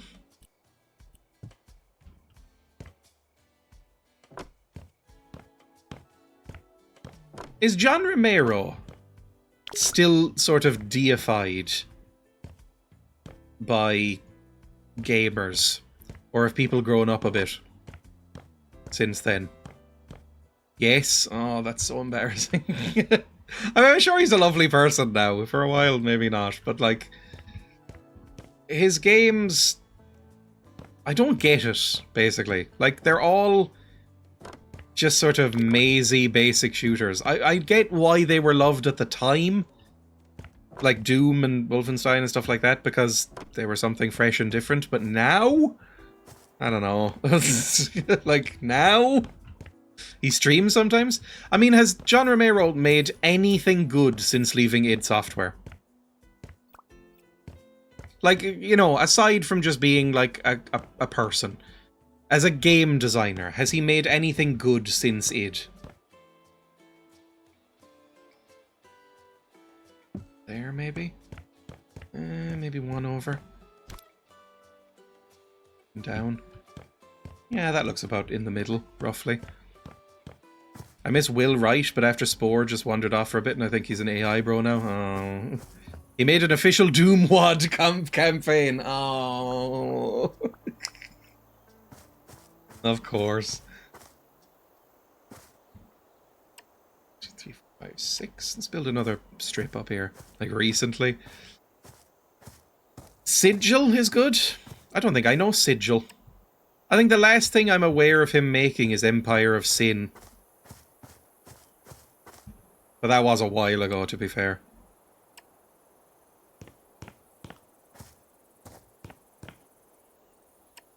Why am I doing this? I don't know. But like, I just feel like having this wrapping around as well. So it joins up with this, and we'll tile it. I'm being very meticulous in this one. Oh, that's the Doom WAD?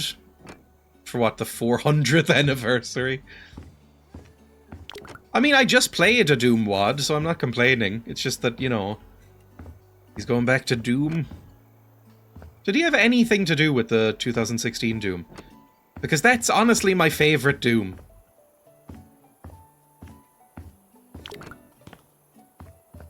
Last I heard, he and his wife went into mobile games. They have Romero. I researched this a little bit for one of the newest videos. Because weirdly, John Romero came up, obviously, because I played Daikatana on YouTube recently. And then John Romero's wife came up because I played a game that she wrote for my last video on YouTube. She wrote that Druids game I just played. It was one of the research segments. So I was researching them a bit. And they run Romero games together. But I didn't really recognize a lot of it, and the one I did was Empire of Sin, which I heard was staggeringly mediocre.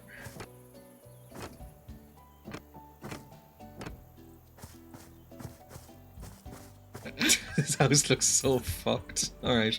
Next, let's put in some lights, I suppose, so I can actually see in here. Oh, God. And we're going full open plan. Everything's going to be a wipe-down surface with open plan. Bedroom, bathroom, everything. Maybe we'll enclose the bathroom. I don't know. Empire of Sin had lots of potential as a Paradox game, but didn't live up to it. I mean, it's not really my sort of thing anyway, but, you know. I don't think I'm a fan of him. I think I have heard that he's chilled out more in recent years. I mean, you'd have to, or else he'd be dead, right? Like, John Romero was all about fast cars and cocaine and being a bit of a prick, but now he seems like a chilled out guy. Still got the hair, but now he wears glasses. So he's chilled out. If you don't know who John Romero is, I mean, you do, because you're probably a nerd if you're watching this. He made Doom. He worked at id with John Carmack. He's the Doom guy. I mean, he's not the character the Doom guy, but he's the guy from Doom. Lights. Lights, lights, lights. I might just do, like, LED strips. I think that might work. LED strip lights all around it. Yeah, I mean, that's enough. It's like, I remember reading an interview with Leonard Nimoy about that. Where, for a while, he was like, oh God, all I am is Spock. Like, nothing I ever do will have the same cultural relevance as playing Spock on a sci-fi show that I don't even really respect, right? And then, a bit later, he was like, actually, that's fine. Because as an actor, I may not have gotten, like, I may have gotten typecasted or whatever, but I had a hand in something that was like a cultural behemoth that has inspired so much other media and also real life science. Like, people are astronauts and scientists because of the character I played. And almost nobody on the planet gets that. No matter how famous an actor they are, or how many roles they get. So he kind of accepted it. And I think that's a good way to do it.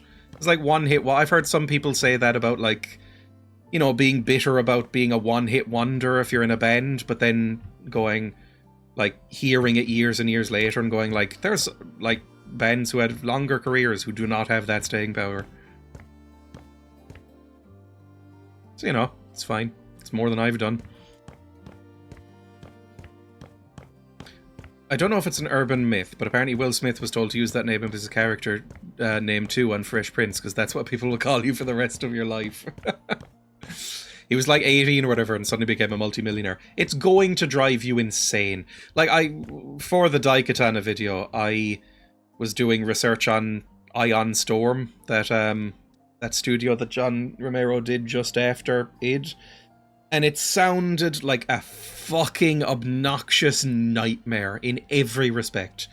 Like, everything about it sounded like hell to me. Like, just these obnoxious frat boy nerd fuckers who got way too rich, way too young. Just using all their money in the world to make failed games and be obnoxious to each other with a marble penthouse suite office. But then, as I was reading it, I was like, oh yeah, these guys were in their fucking early 20s and they're all millionaires. Of course they're fucking idiots. Of course they're obnoxious morons. What else do you expect? Of course they're all going to be huge nightmares.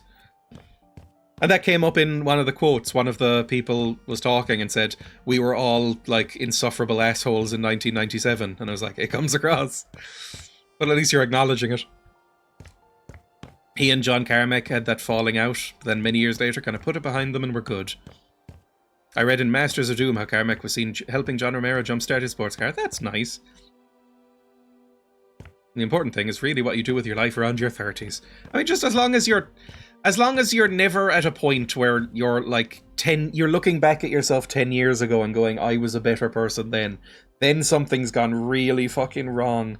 Like, you should always be at least trying to personally improve, right? Like, I look back at me like 2 or 3 years ago and go, Jesus. If that ever stops being the case, I'm fucked. Okay, this is... it looks a little bit like a room from the Matrix now, but I'm kind of enjoying it. Maybe I want floor lighting as well. I think I would like floor lighting. Would that be insane? I'm doing it anyway. Give me floor lights. There we go. Maybe I do it. Give it a break here. There we go. And then here as well.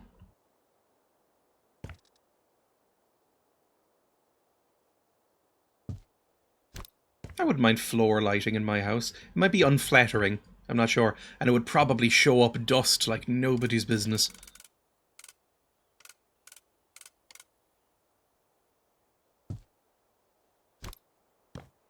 I should sweep and hoover and dust my house in general more. As I put up the last of the acoustic panels this morning, and the amount of dust that was on my ceiling that I just had never even considered, because I never, ever, ever, ever dust my ceiling.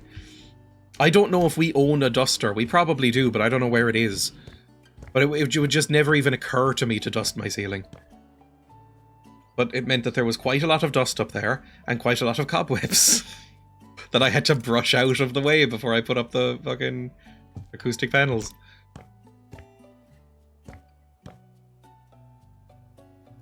I'm short, so constantly don't see ceiling cobwebs. I mean, my ceilings are really low, I just don't look up a lot.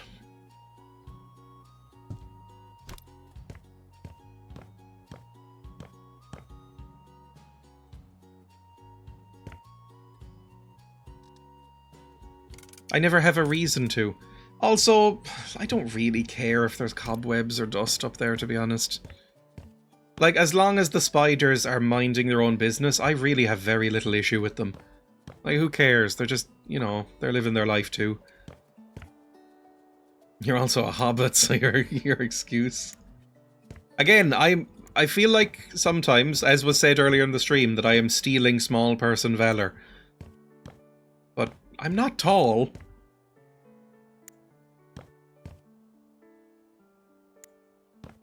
Oh, this is so nice now.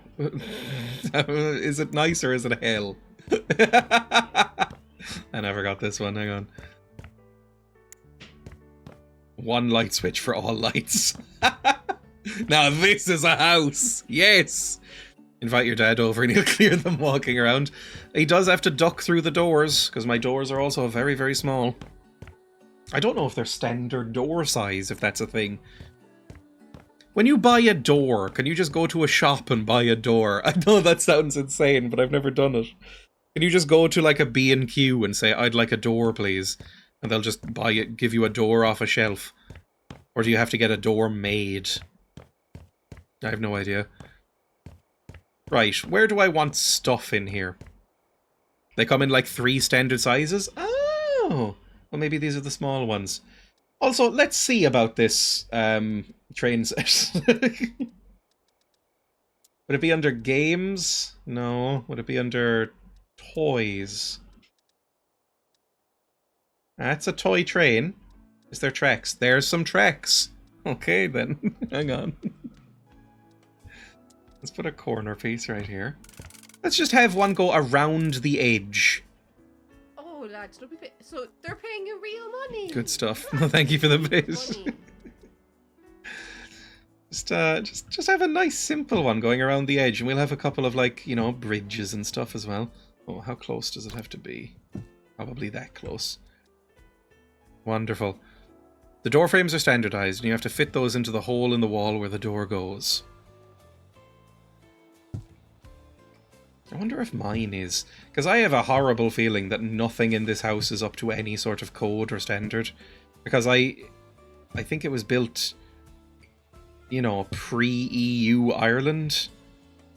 Which means, like, if I look inside the walls, there could be wattle and daub in there. This could take a while. Come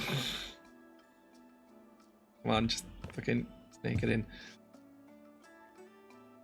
I like her the fountain made a train set, fuck off. Let's say it starts here. Oh, we'll just have a loop going round. We'll make it go in front of the door. You have to step over the train. Lovely. Good. This will only take about 7 or 8 years. So bear with me. Get used to this noise and this view. Just slowly moving across and crouching down.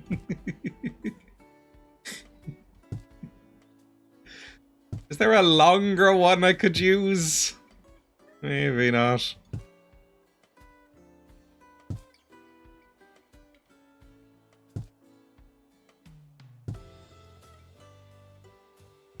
This is the next couple of hours of our lives.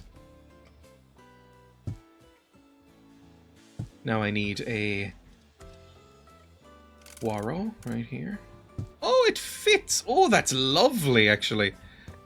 This is a train set. You can put train sets in this game, apparently. I had no idea.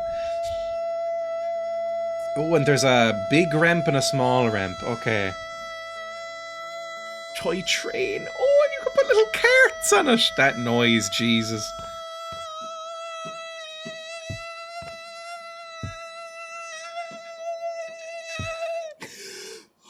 There are times when I think I'm becoming okay with my voice.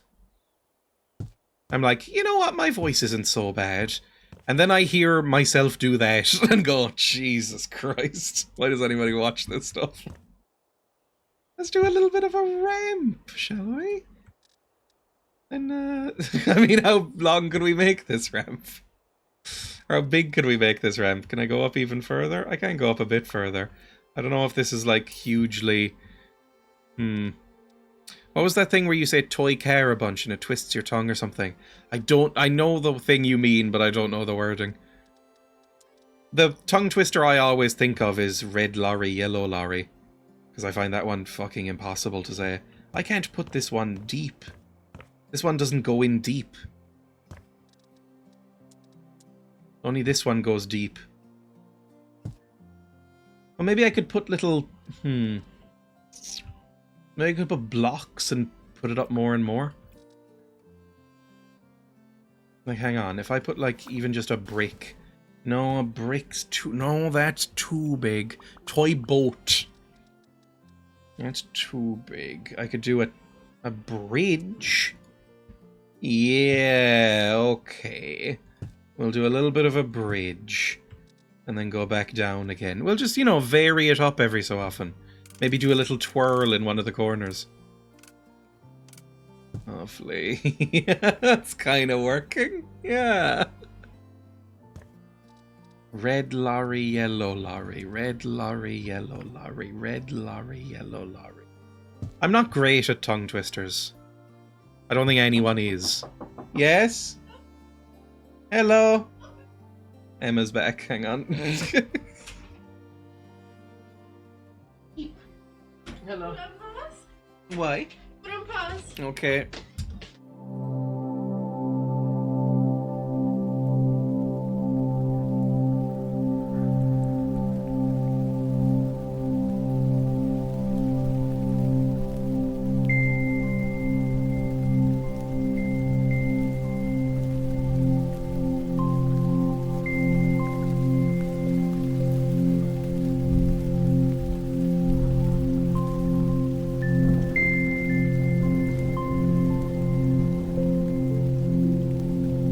This is fucking minging. Suck your dad. Minging is fucking minging.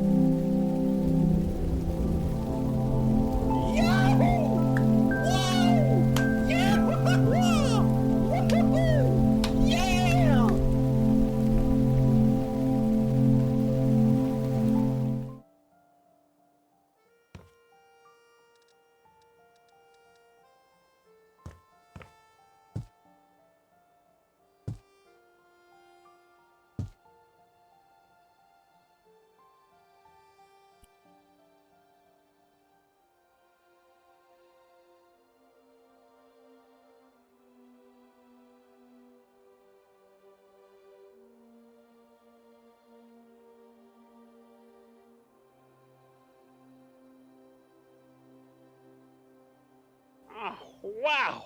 These boring stories are really exciting. So am I said bye. Goodbye. No sound. Okay, well, there was no sound. Bye. Emma came in and found a plate in my room and punished me by doing that. I love you. I love you. Are you mad at me? No, go away.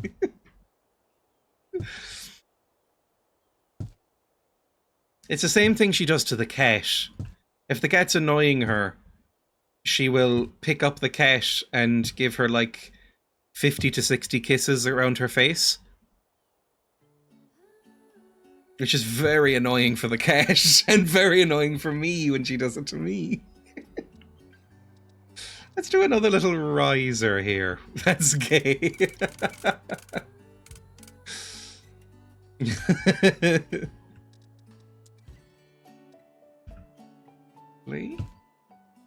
Another little tree bridge. Yeah, that's good. Just to kind of break it up every so often. We're gonna be here for an hour, aren't we? No, I need the down ramp. Then I need the straight ramp. Good.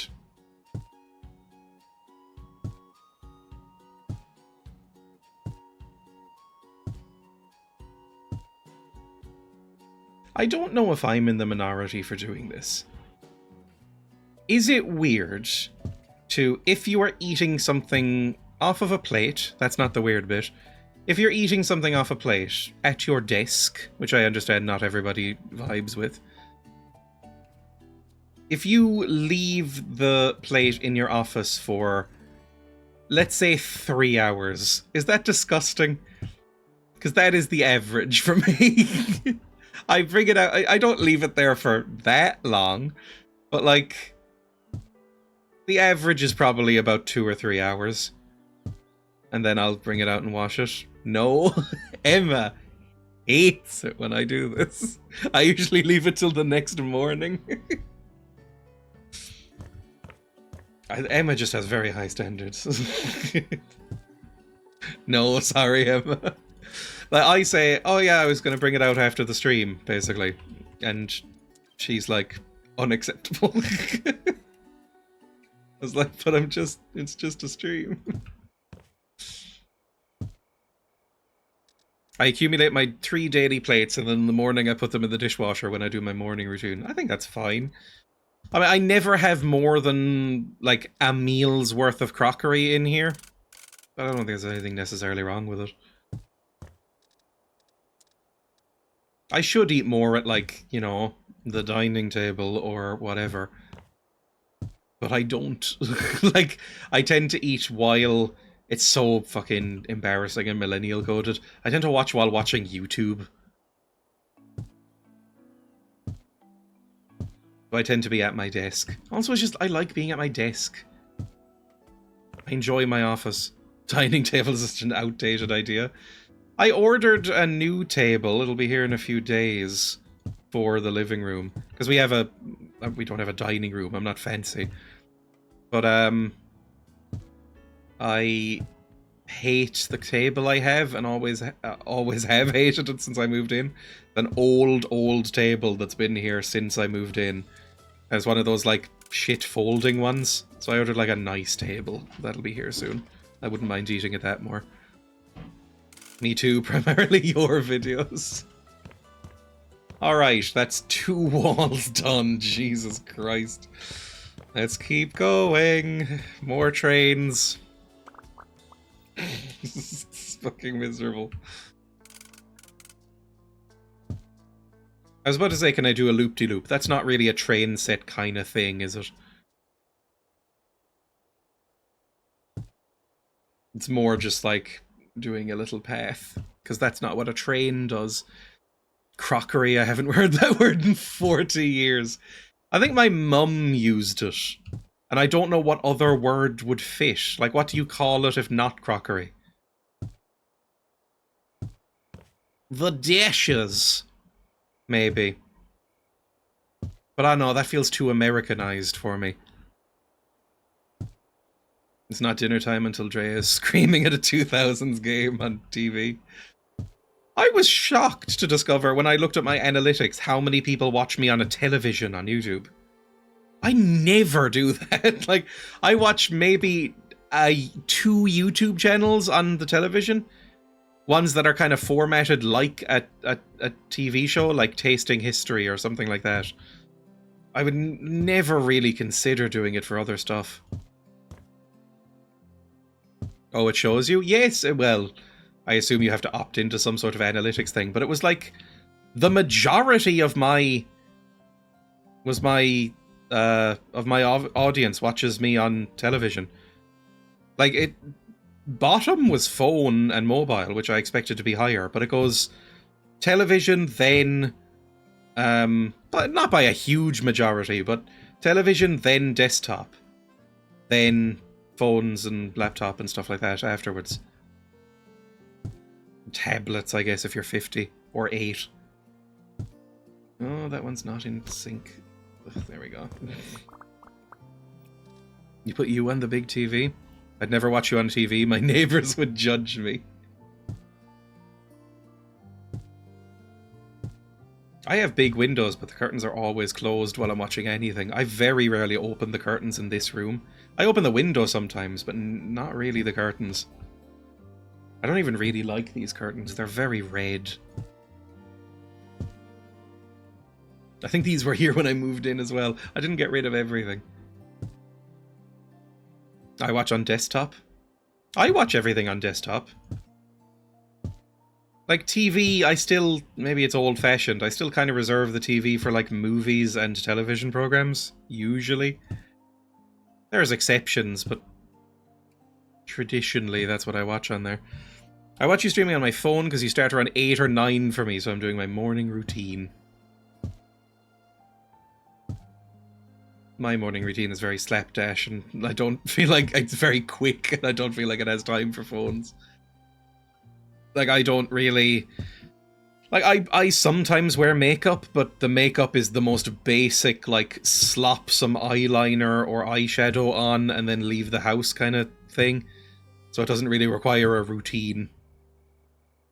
I barely brush my hair. Like, I'm a bit of a mess. I applaud your dedication to this train set, staying longer than I even realised it would. But we're nearly at this other wall. Jesus Christ. Oh. There we go. The desktop is connected to the TV. I have a... What the fuck do I use to watch television? Or YouTube on the television? Oh, I just have a smart TV. I was thinking, do I use an Amazon Fire Stick or a Chromecast? I have used those things in the past. I still have a Fire Stick somewhere, but I just have a smart TV now. I was very late to the smart TV craze. Is it a craze? And I still don't really get it, to be totally honest. I think I slightly prefer dumb TVs. They don't show you fucking advertisements or anything, or have to update. But I got a smart TV. My parents moved away. I've mentioned this lots. My parents live in Spain as of a couple of years ago. And they gave me their old TV because they did not want to take it with them on a plane or a ferry or anything. They were like, absolutely not. We're not hiring like a fucking trailer to bring a TV and a couch and shit like that across the country. So I got their TV, which is a... Oh god, is it like a fucking 55, 60-inch TV? And it's like a 4K smart TV. But that's the first one. Before that, I was using like a 42-inch 1080p dumb TV, and it was actually fine. Like, I don't feel like I actually needed to upgrade, especially because my house is comically small, and so it does feel like it is dominating every time I use it. Before we finish this train set, I should decide where some of these fixtures are going. Like, I think here would be a good place for a bathroom. So I'm gonna do that. I need a shower. Like, if we're doing like a Howard Hughes-esque clean house, everything is a wipe-down surface, it needs some sort of shower. And oh god, I'd love a huge shower. Can you imagine having this? Or even just like this, and then just having the room be your shower. Oh, that's so delicious. I adore my 4K dumb TV. It has a Netflix and YouTube button, but that's it. I've got an LG something or other. I don't even know what it's called, but it uses the LG OS, which is not very good. But again, all we use on it is YouTube. Once or twice I've used Twitch and Prime Video I have as well because of Twitch. And then, what else? Do I use anything else? Oh, and the bit that lets us go to like a memory stick if I'm putting like stuff on it. Because I still haven't bothered to set up like a NAS box or anything. Let's put a drain here. Oh, this is like my ideal shower. It's incredible.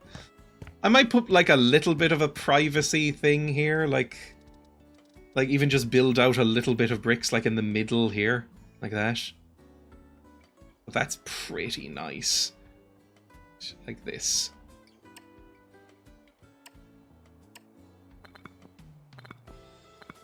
Will you watch the Neuromancer series? I need to read the book first. I have the book on my shelf. It's one of those books I bought as like an aspirational thing. I was like, this is a sci-fi classic. I'll improve myself by reading Neuromancer. And then I just didn't read it. You know, as one of these legendary sci-fi stories. There's two and we'll do three. There's so many books like that on my shelf. I've got like Nobel Prize winners and stuff on my shelf that I just know I'm not going to read for a long time. Although I read something recently of some quote like, you know, don't consider your unread books on your shelf a failure. Think of them as, you know, storage for when the mood strikes you, so you always have something to read. And I was like, that's somebody coping. I think this is fine. It's a bit like the fucked up wall you get beside some urinals, where you have to like really press your penis into the ceramic almost in order to not get seen. Like hide your shame. Fuck, I hate urinals. Your dad asked you a question in the family WhatsApp chat? Oh, fine. I'll use my phone. Hang on.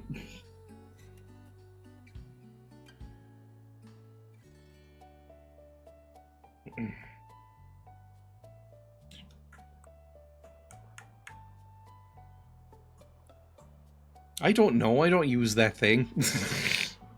Asking about something to do with the smart TV. You use that more than I do, don't you? Or do you even use that?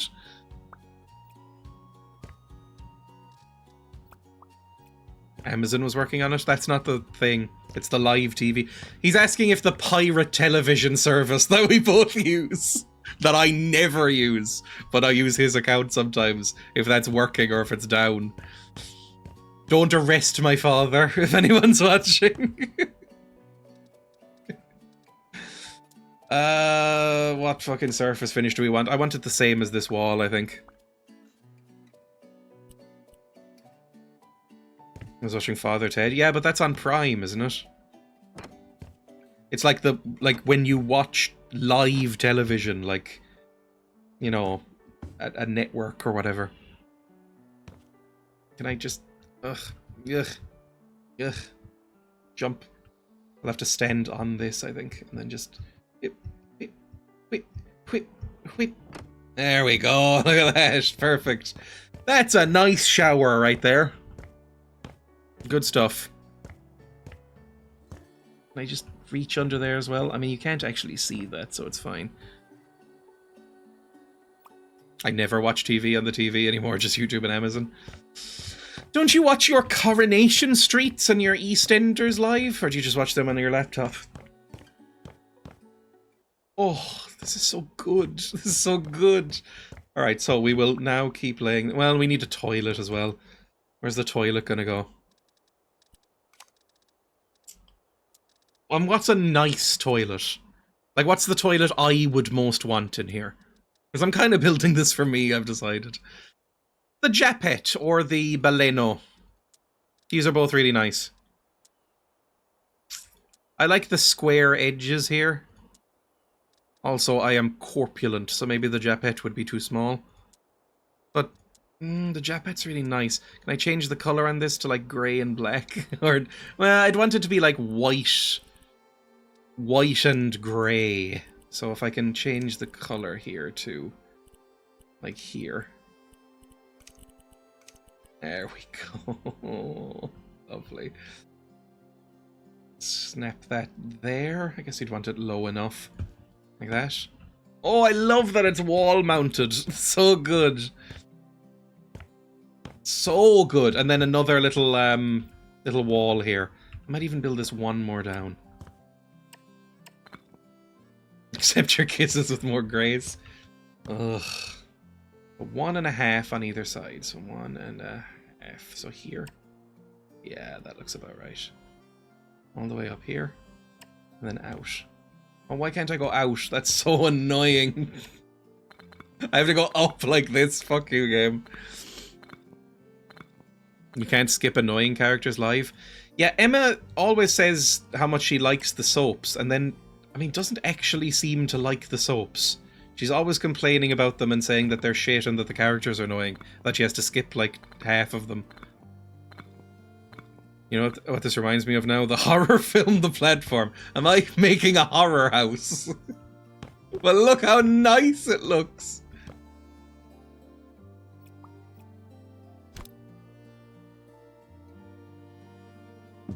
Oh, yes. Yes! Where's my surface finishes? I need more. Not EastEnders, that's great. Oh, when you say things like that, it just makes me sad.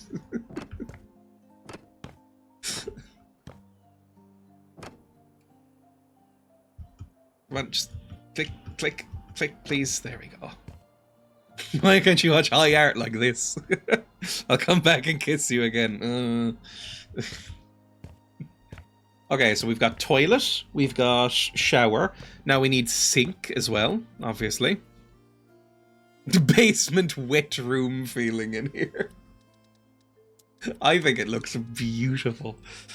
We need a sink. Oh, maybe a bidet as well. Maybe we walk to the little bidet corner. That could be pretty good. Yeah. Or let's put a sink first. Floating sink, obviously. I want this floating in the air. Nothing touches the ground. I don't want to I want to be able to clean under things. So no, like, cabinets with legs, please. Give me a nice floating sink like this. Oh, God, that's beautiful. Look how nice that looks. Oh, it's so good.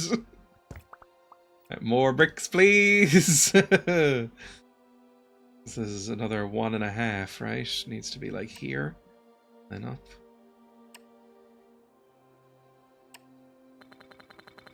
What the fuck did I just build? Oh God, where did I build that? I think I built out into the distance. Hang on, like here and then up to here. Is that right? That might be right.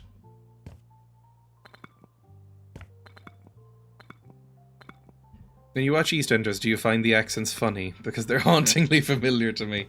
I find them funny. I don't know if Emma does.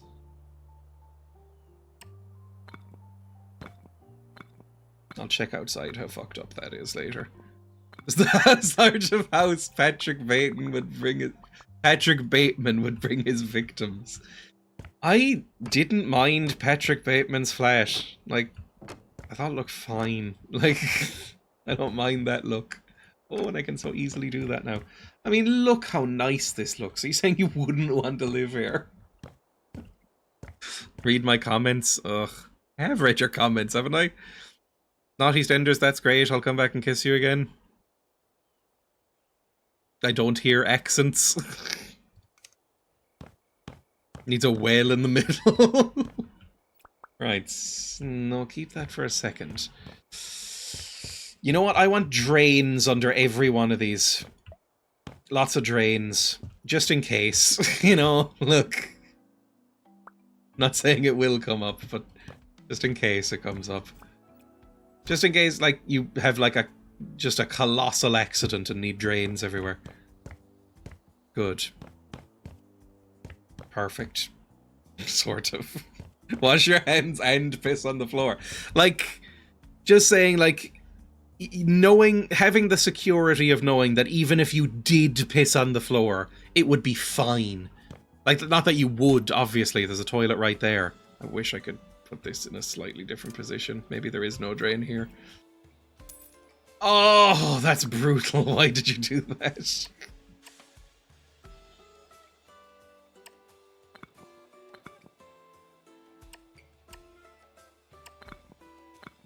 There we go. Do not piss on my drain set. But that you could basically just sweep it into the nearest drain. Oh, that would be nice. You can adjust your placement mode. Yeah, but whether it's fine-tuning or snap to grid, that just doesn't work. With the drains. They have to be on blocks. There we go. That's fine. I know I'm gonna need that again. Why did I sell it? Dreya's a tough room, hates comedy, hates joy, hates little kisses. Maybe I put a light on these as well, like little spotlights. Is there like a little wall spotlight? So it's just like you're caught in a... You could move the sink, that's true. Could I just have like a spotlight shining at me while I'm showering? Wall lamps. Ooh, a picture light, like at a gallery. Hmm.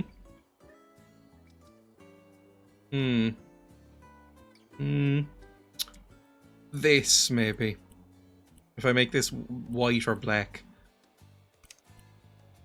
Shade glossy black, glossy white plastic, please.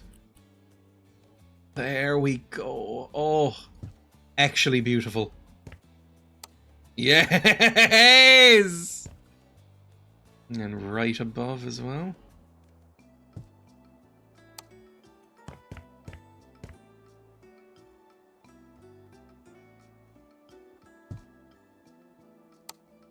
It's actually my dream.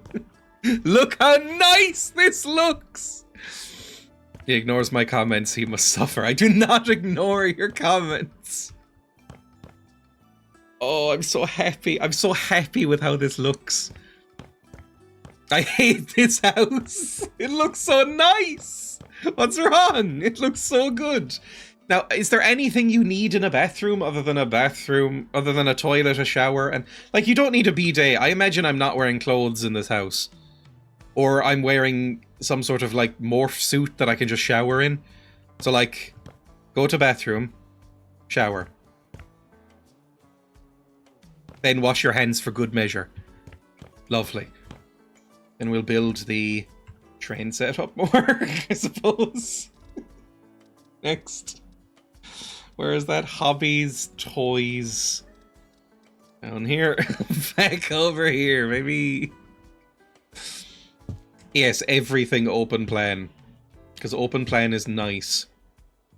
I'd knock every wall in my house down if I could. If I didn't think that it would collapse the house. I'd get rid of every interior wall.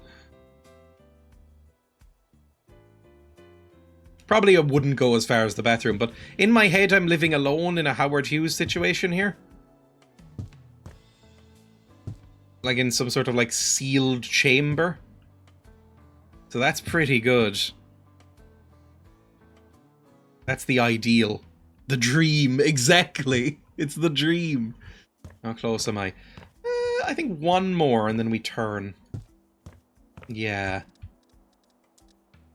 There we go.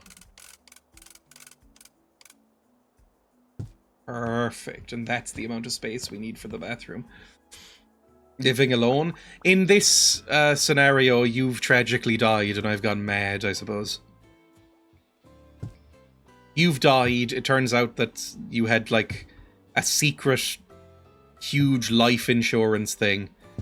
I use the money to build this fucked up nightmare house and never go outside again.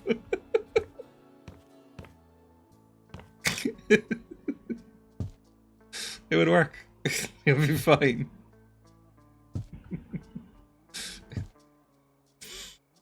There's today's house flipper dark twist. I'll put a black and white picture of Emma up on one of the walls and it's the only art in the house. Are you happy with your train house? We'd name the station after you. Oh! Did you get a haircut? No. I should, though. I caught a view of myself in a reflection on a window today and it ruined my morning. I really do need a haircut. It looks different. I'm just wearing it back. I've brushed it.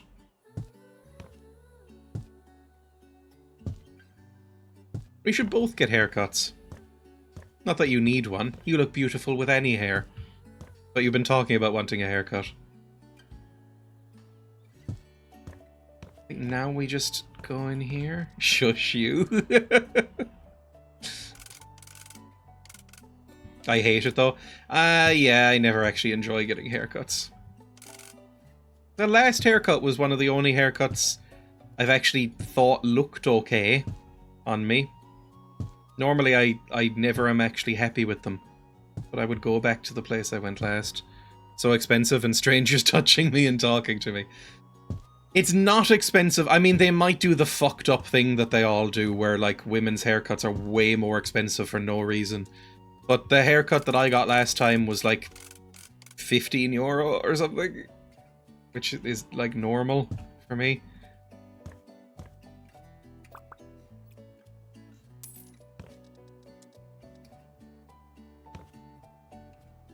to the point where I thought it was too cheap and offered a tip. And he genuinely looked baffled at what I was trying to do. I went to a Turkish barber, and he was obviously from Turkey. He did not speak fluent English. And I was like, really? It's only €15? And he was like, yeah. And I was like, oh, I'll give you 20. That's fine. Like, you know, have a tip. And he was like, a what? And I was like, you know, a tip. Like, I like it a lot. You can have extra, you know, I'll give you a tip, extra money. And he just seemed so genuinely confused by the concept and was like, it's 15. And I was like, I'm giving you more money. Take it, please. I liked the haircut for once. Okay, now it's all nearly done. We'll just join this up. They charge women way more. They do, like an order of magnitude more. It's insane. I finally found a place I'm happy to return to for the occasional trim. I should. I've gotten to the point where I was growing my hair out, and then again I looked at myself in the reflection of a shop window earlier today and went, oh, God, I look bad no matter what the hair, because look, you can shave a chimp or you can give it, like, curls. It won't affect its appearance that much. But I do think I look a bit better with short hair. Shush! I went to a barber's for a trim and my buzz cut that was going out once, and I was so shocked at the cost. I know, for nothing! They don't do it! Like, if you get the exact same haircut, it's way more. I think it's because they just assume... Jesus, that noise. Thank you. I think it's because they just assume that if you're a wom, if you're one of those woomos, that you care more about your hair, which is not true.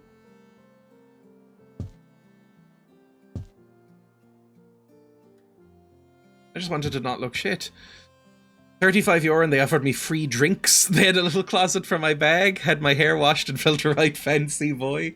That's the thing as well. Like, whenever Emma gets her hair cut, she's always saying, like, they make her, like, get her hair washed and stuff, even if she's just washed it. And it's like, that's obviously a scam. Train track flipper. Like, they've never said that to me, ever. And my hair has sometimes been not in a good condition. Like, they might have, should have done it. Okay, now we're talking. Is this train track functional or is it just decorative? Like, if I put a little toy train on there, which I will. Let's put it, like, here for now. There we go. It looks like it will move. Hang on. Put a little train cart on it.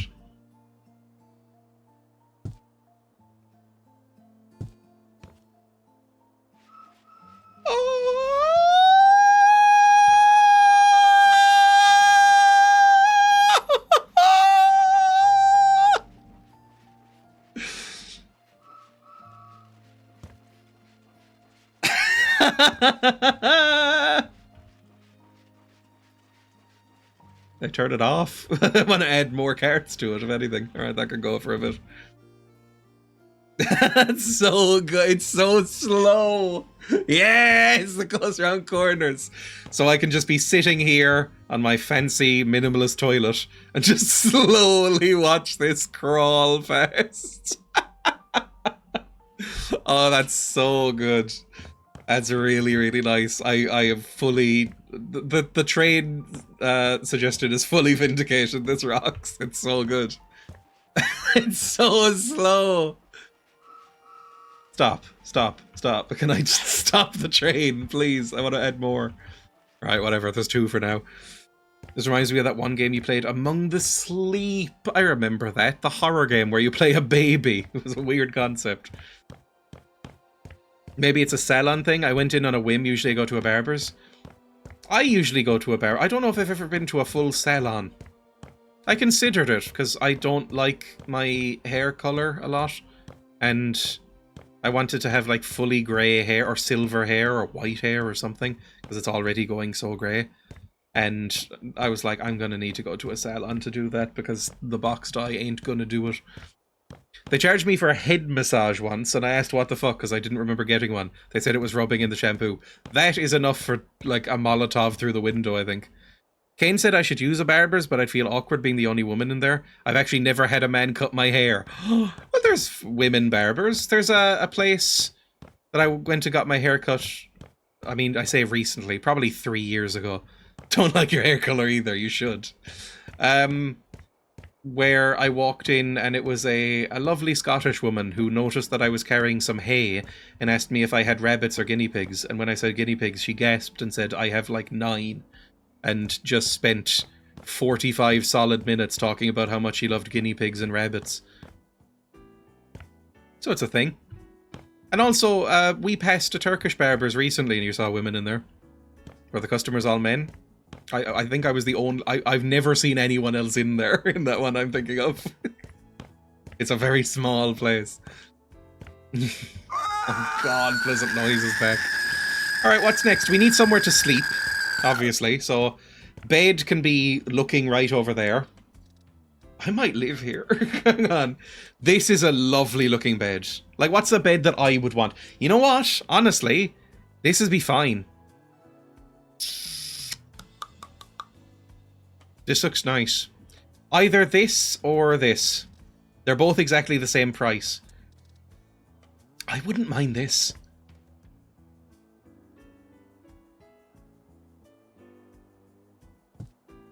Yeah, there we go. Oh, that looks nice, actually. That looks really good. Maybe put it out a little bit more. Like maybe here, just to give the train some space. Like that. Line it up on the grid a bit. Oh, now it's all coming up Millhouse. Look at that. Mm-hmm. Just put a towel and a pillow down. Honestly, I found it difficult. They all looked at me weird. I wouldn't do it again now. Oh. And what's the other message? Hang on. Because if I don't respond to read Emma's messages, she'll kill me with a hammer. I'd reckon you could say you prefer a woman, Emma. Yeah, you could. I'm sure you could. I don't know. It depends on if they have them, I suppose.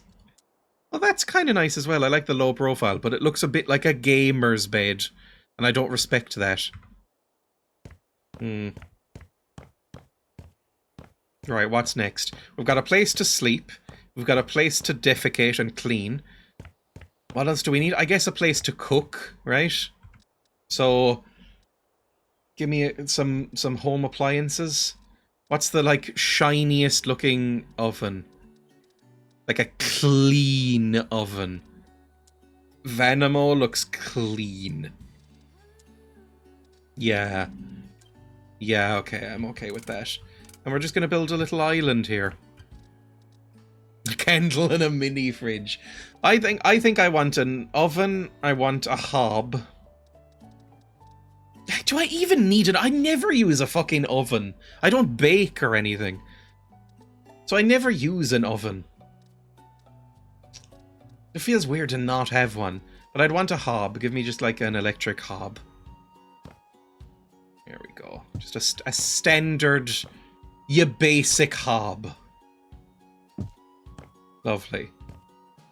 That's fine. Then it's getting kind of dark. It's a little dim in here. I'm gonna sleep until morning.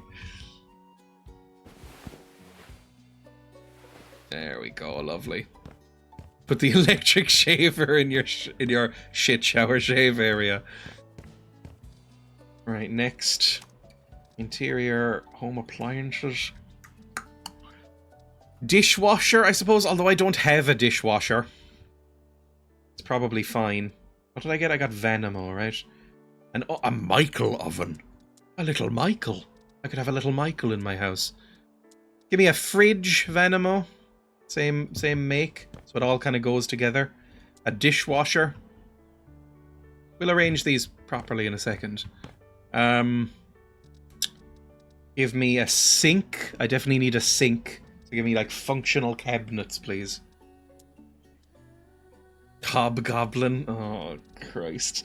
That if I ever do a cooking show, that's the title. Although, is that a thing that people say outside of this country? Because sometimes I'll say the word hob, and like an American will go like, "What are you talking about?" So I'm not 100% sure. We'll arrange these properly in a second. He stayed in the giant empty bunker. Cabinets, standing cabinets. Keep doing that. We need a place to store cutlery and stuff, obviously. And then here, picking on Americans again. I'm not. They're fine. And then maybe this. Will that work? Oh, it's a little bit too wide. Is there one that's less chunky? That's too no, that's too big. Are you less chunky? You are. Okay. Now it's kinda coming up Millhouse. So you go there. You go there. I'm actually gonna put the oven on this side. I require attention soon. You've been live for 4.5 hours. Ah! Let's put that there. Now that's a kitchen. That's all you need. I mean, what else do you need? Maybe... Oh, well, obviously you need a kettle. It can't be a fucking house without a kettle. Microwave? I don't really use a microwave. Where's a kettle? Give me a kettle. I require one. Like a proper kettle. There we go.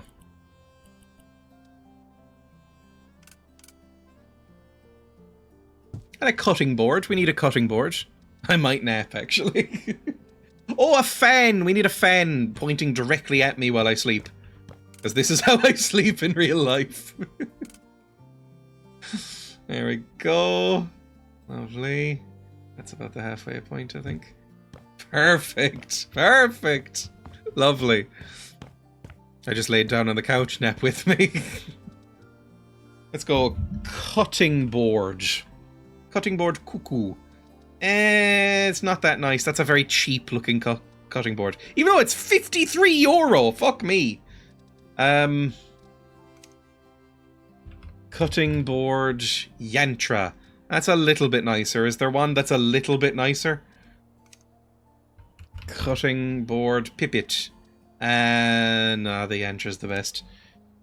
Cutting board yantra, please. Yantra. That's not yantra. There. Can I make it like white? Yeah, there we go. That's nice.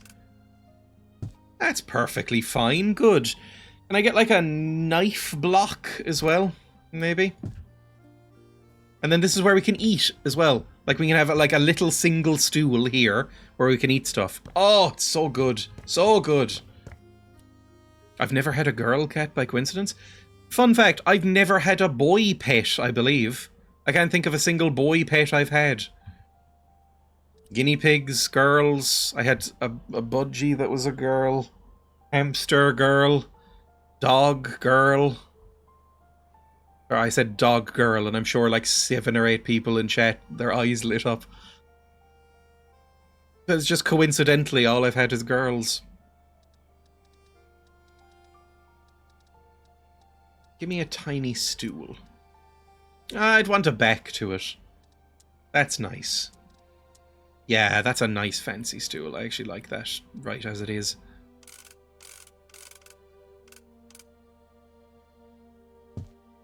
Oh. Oh, it's so nice. It's actually so nice.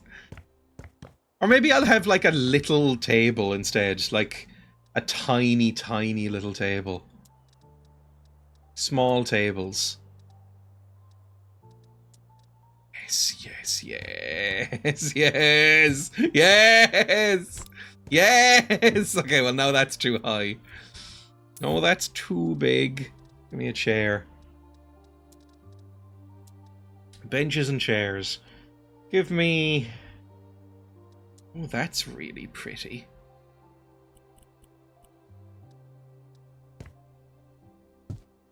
Yes! God, it's good. You look like you live in an office from Control. That's perfect.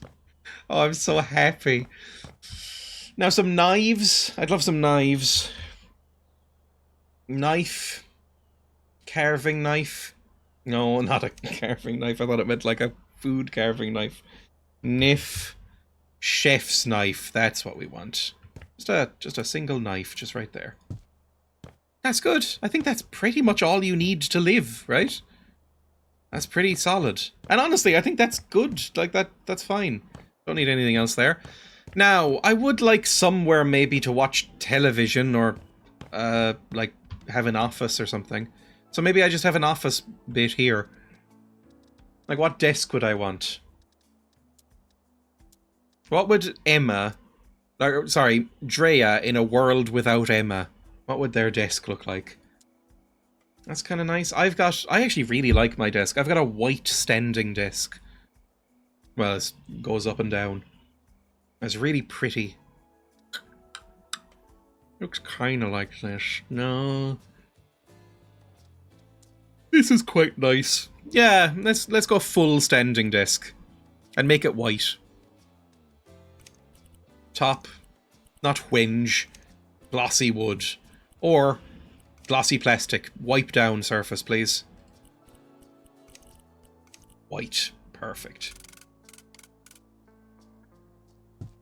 Put it here. Maybe even have two of them. Oh.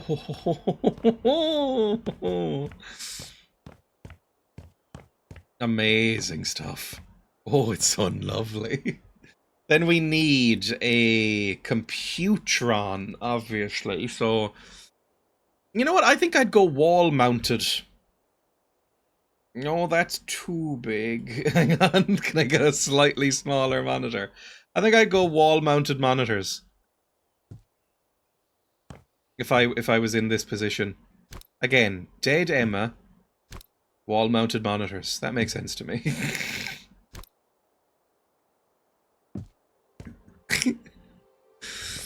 Are you comfortable with Dreya planning a theoretical life without you? So maybe put that there. Yeah, I'm fine with this. The bezel's a bit much. Let's put a keyboard down. Nice keyboard. Nice plain keyboard. Nothing fancy. A mouse. Where's a mouse? Was it up at the keyboard? There it is. Nice mouse. Again, nothing fancy and silly. No, don't be ridiculous. Let's get a... I don't need a television or anything, obviously. That's ridiculous.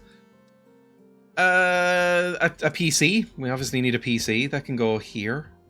Maybe right at the side. There we go. Yeah, though it's wireless. Everything's wireless and Bluetooth controlled. That's why there's no visible wires. Then... what else is on my PC? What's on my desk right now? A router is on my desk right now. A desk fan. The computer. And a mouse mat. I don't know if any of these things are in this game. Let's put a little handheld gaming console here. There we go. Lovely. You don't trust Bluetooth? I don't either. I don't have anything connected via Bluetooth right now. My keyboard is wireless, but I don't really like it wireless. It's just I didn't bother plugging it back in. But it's using Wi-Fi? I don't know what it's using. It has the Wi-Fi symbol. I can use Bluetooth, but I haven't set that up. Oh, look, an Embernick, exactly. Oh, I need an electric toothbrush, obviously. I need, like, some sort of cabinet over in the bathroom area. I think that's kind of everything I need. Like, I don't need anything else right now. Oh, a game controller. That would be good. Give me one game controller. Right here. Because, you know, I'll be recording and doing stuff. Microphone. I'll need a mic. Microphone. Where's microphone? Microphone Ryan. It's a bit fucking full on, but yeah, okay, give me a microphone there and some sort of desk chair, please. What's a nice desk chair? This one. I like this one. Neatly tucked in. Lovely. Okay, now that's looking pretty good. That's looking fine, I think. Maybe another LED light strip as well. I'm really going full on with this one.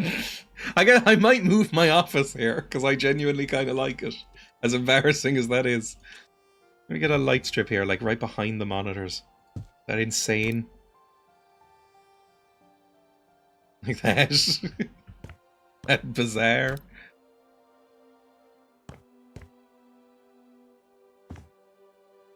A little bit further in, like that. Is that even? Not really.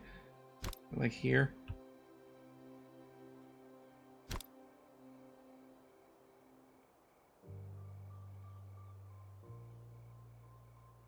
There we go. That's fine. He's here forever. Ken will never stop playing this. I'm nearly done. Because, I mean, there's not really much else you need. Right? In an office. Give me a laptop. Plain laptop that can go beside the bed. And a phone. I need a phone as well. Phone beside the bed. Lovely. And then I don't know what else really. Maybe a single shelf for belongings. Or storage. Storage shelves. Like a floating set of shelves. These are nice. These are nice. That's a bit too fancy. Those are nice. I've got some that look like this, but not wood. That's a bit too industrial. Although it's kind of nice. That might be good. Yeah. Okay, I'm okay with that. I don't like the colour that much. Let's change that. Double bed's a bit luxurious, isn't it? There we go.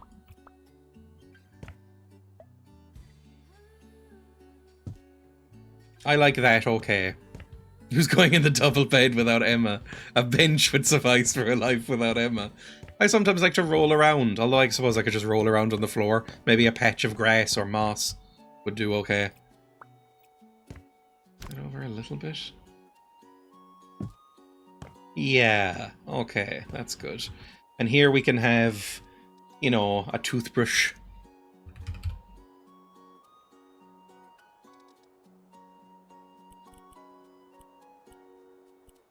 That. You know, toiletries and stuff can go here. Although, what else do you need? Like, I don't need a toilet paper holder. Number one, because I don't defecate. And number two, because even if I did, I could just get in the shower immediately.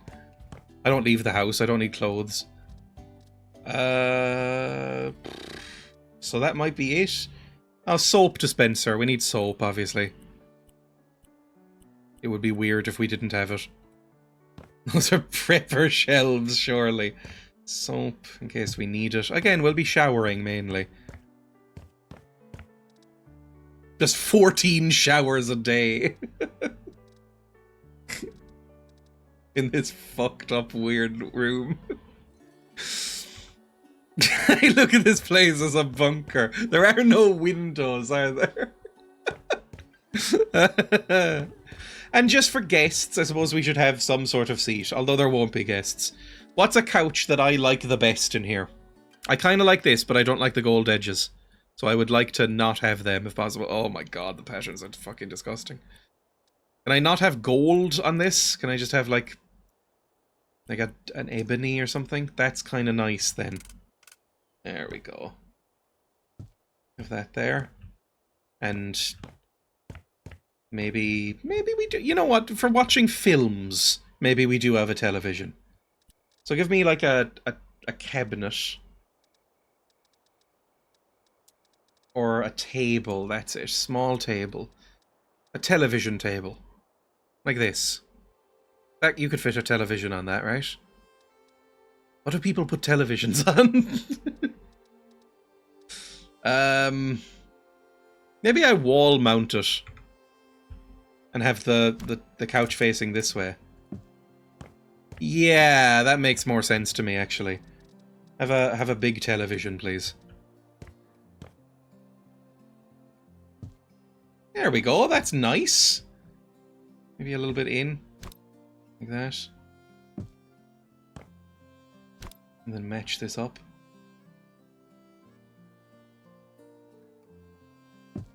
That's pretty good. And then one side table, because we don't need many side tables. It could be the same as the dining table. Perfect. Amazing. Good stuff. That's the television. Maybe a speaker, like a speaker bar would be good. Where do they live? Electronics, computers, other. They might be in hobbies, weirdly. Other, toys, sports, reading, games, music. Yeah, they're in music. Okay, just give me this. Make it a little bit less shit looking. Yeah, like that. And then just slap that on the wall. Good stuff. That's the television. I like this more when it was a toilet and a train set. As it's becoming more realistic, the depression is set again. This looks so nice! Sterile without the warmth of medical personnel. Like, what else do you need in a house? I'm trying to think. You've got a place to sit and watch television. You've got a fridge, a dishwasher, storage, a place to cook and prepare food and wash your hands, a place to eat your food, a place to stream, a place to do toilet business, a place to store things, and a place to sleep. That's kind of it. What else do you need? This is kind of the perfect house. It's huge. Yeah, fucking bright. Ugh. Color. And then there's the car in here. Oh my god, what have I done to the outdoors here? Forgot there's a car in the pool. We don't go in the pool. It's fine. Outside, completely boxed in. Oh, and I forgot we have a roof! We can have a roof up here with a single chair. So I can just sit up here sometimes. What's a nice chair? A nice chair with arms, please. This one. This is a nice chair. I want, like, maybe, like, even a bucket seat. Would that be in armchairs? That. That's sort of the thing I'm looking for.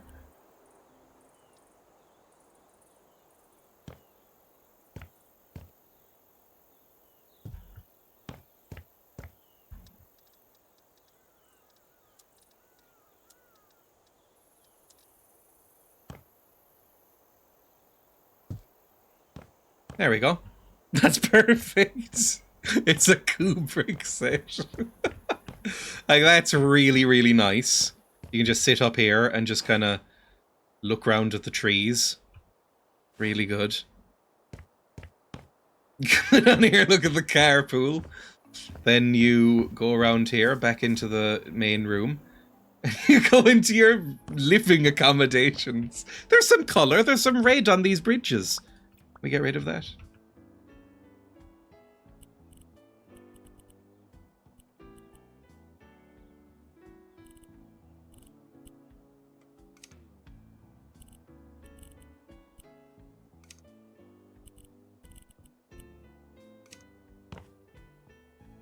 It's just strange. I unironically like this. Does the train deliver your snacks? The orphan said it better. Like, if this was offered to me, I would see nothing wrong with it. Emma would hate it, obviously. But I like this. Oh, did the train stop? Hang on. The train did stop. Well, that's actually a good time to add some more carriages to it before we finish this off. I can't wait to see how much this is valued at. Although I don't actually want to sell it. I think I might just put it up for sale and then take it off. Photos, paintings, ornaments, knickknacks, where are they? Do I have your permission to put up a single photo of you that I grayscale and make it black and white if I choose something nice? Because that's the one thing that would go up here. Oh, maybe a mirror to check if you do have to go outside. There's no clocks in here. But a mirror to check that you aren't, like, covered in filth. So that can go, like, right here. There we go. Perfect. And then what was I doing? Yes, here we go. Go hobbies, toys, down to train. No, one photo of me, you'd look like a serial killer. You're dead in this fictional universe. I'd be mourning my dead wife. That's just cruel if you made fun of someone like that. More. Longer. More. There we go. Yippee! Family photos like you and your brother? No, I would just do one photo of you, like blown up big, and behind a little black curtain. There's just one photo, maybe on this back wall here, or maybe about like right here between the sleeping area and the toilet area. That's just you in black and white, just like staring. Since passing, all he has is his chains. Dear Lord. I think you're all very mean. Make this a bit more grey, I think. Make it wenge. Make the seat like dark grey. That's a bit nicer. There we go. Just looked a bit shadowy. That's a lot nicer. That's a nice couch now. Yeah, that looks nice. I'm 100% with you on the train set. Maybe shift this over. I like how the lights are subtly shifting and shimmering as I walk around. Makes it look very unsettling.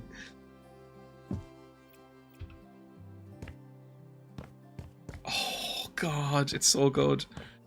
Pet photos then? No, just you. Again, if you were dead and I was, you know, canonically going insane, it would work. We've got a streaming setup here. We've got a living area, a kitchen area.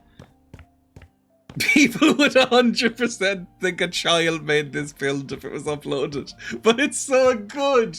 It's no joke one of my ideal houses. In an ideal house, I'd probably have more windows. But, you know, I think it's funnier with no windows. And look how easy to clean it all looks. Now, the grouting might be a bit of a nightmare, but, like, look how wiped down all the surfaces are. You could blow up a corpse in here, and within an hour you'd have everything cleaned away. You just need like a rag and some water. Vases, flowers. Put a rug in the center of floor, but just to upset everyone, it's slightly wonky. You know what? Maybe there should be one carpet just to wipe people's feet. Because if you fuck this up, I'll be miserable.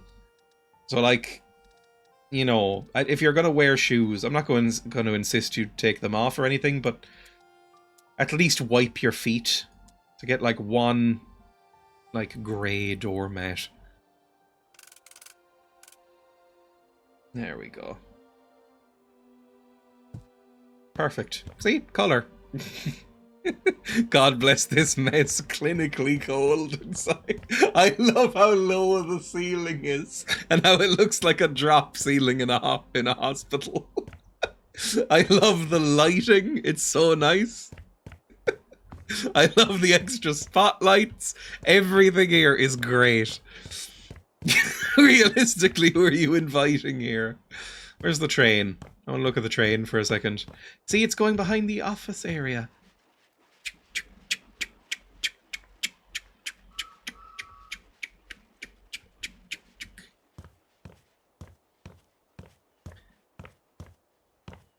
Shelves, there's bookshelves right here. Posters? I don't want any posters. But there's shelves right here. It's got a toothbrush and some soap on it. But you could fill this with books if you wanted. This might just be me, but has anybody ever had a desire to rip all of the covers off of your books and replace them with, like, plain leather binding so that they all look the same? So that they match each other? Looks like your dad invented concrete. The soap isn't scented? No. No books on them, though. What book do we want? Hang on. Book. Book sen. No, that's a bookend. Book. That's a bookend as well. Where do I find books? Would it be standing decor? Where do you find a book in this game? Because it won't let me search for it. Book. Sen. There we go.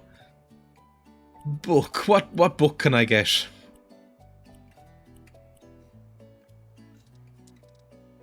Any, like, actual books in the covers?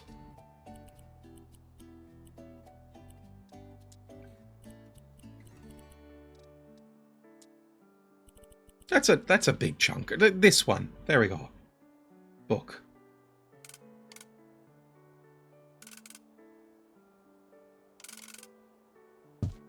There, happy? Instruction manual for the train. Who opened the door? Chemicals will get in.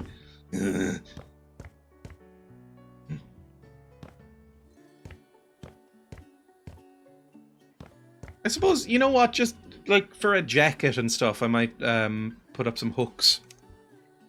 Hook. Wall hook. Say no, that's disgusting looking. What's a nicer wall hook? 'Cause that's gross as fuck. Like a nice wall hook. Like, that's nice enough. Is there one that's like stainless steel? I could make this stainless steel, I suppose. Do you have like a better wall hook? Hook. Nubo. That's better! Obviously.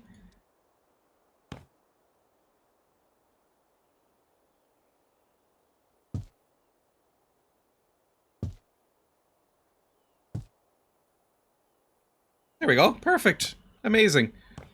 This is rust-based building with more options. Oh, little train. Someone has to stop them. And now we're out. Let's finish this off. I think I'm gonna finish this off. Oh, hang on. We forgot to fix this. Then we'll finish it off.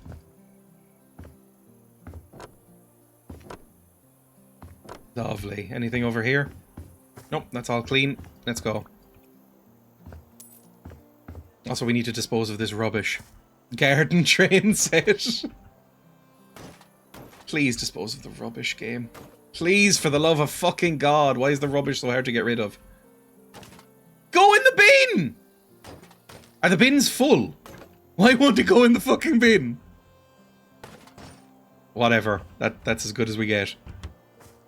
Right, let's put this up for auction just to see what they say. I love the fucking car. Let's see what they say. And we can see then what they say about it and what we did with it in detail. Sell house. Put up for auction. People are giving me quite a lot of money for this. Holy shit.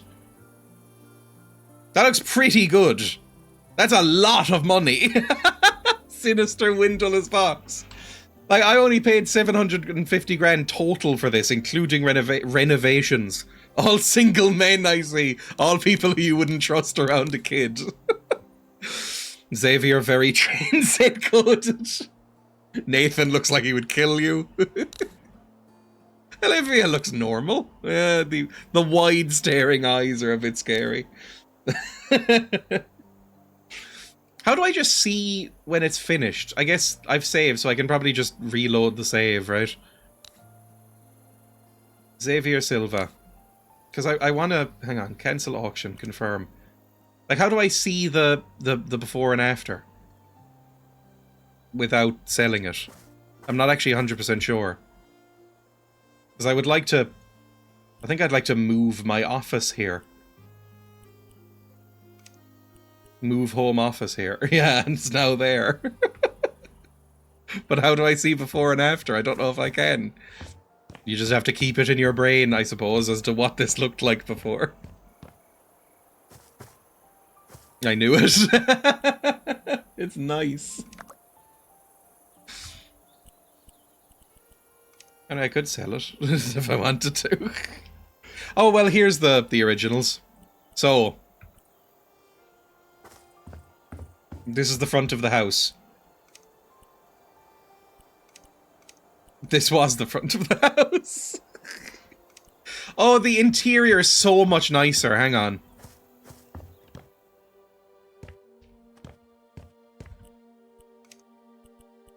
Look at that.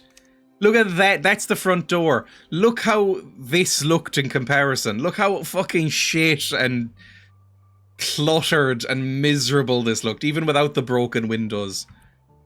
Now look at it. Oh, so beautiful. That was a shithole. Exactly. I have improved. The outside was so bad. Now we just have a car and a pool. Look at the roof. Why would you want a roof on it? From first house to fallout shelter. Like if we go back here and get the same angle up. Look at that. Absolutely miserable. Shit techie beach toys and chairs and a roof and little gazebos and plants and stuff like that. Silly. A little overgrown plant room. Now that's clean. Look at that. Crystal blue water and a little reading nook up on the roof. So lovely. I love plants and gazebos. Who just left their car though?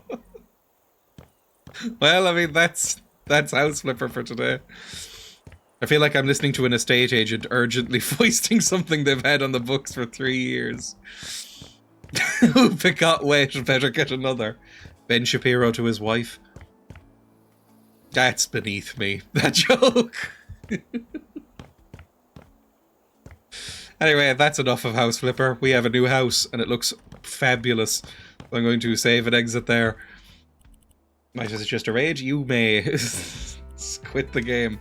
Thank you, everybody, for joining. I had a lovely time. Oh, good. Nuki at the end. Mr. Wheats is on. Ooh, lovely. Friend of the channel. So I will / raid them. You can go to YouTube and, you know, go watch me on YouTube. There's a YouTube video up as of the last day or two, and it's doing quite well, so keep it doing quite well. I might do more of it if it does well enough. Not YouTube in general, but more on that game, because apparently it's quite short. It was called Druid Demons of the Mind, and was fucking baffling. But yeah, in the meantime, I will see you tomorrow. Emma will be here, so we'll be playing some Black Mirror 3. That's going about as well as you'd expect a Black Mirror game to go. And there should be a video on Saturday. It'll be fine. It'll be a good time. I'm glad we got out of that house alive. It was lovely. Thank you for the train session for the film trailer. Sims, maybe I would like Sims. It's a good watch, good job on the latest video. Thank you. And yeah, goodbye. Go watch Weetabix. Weetabix is a friend of the channel. A good, cool dude. Do people say things like that? Whatever. Goodbye. Bye!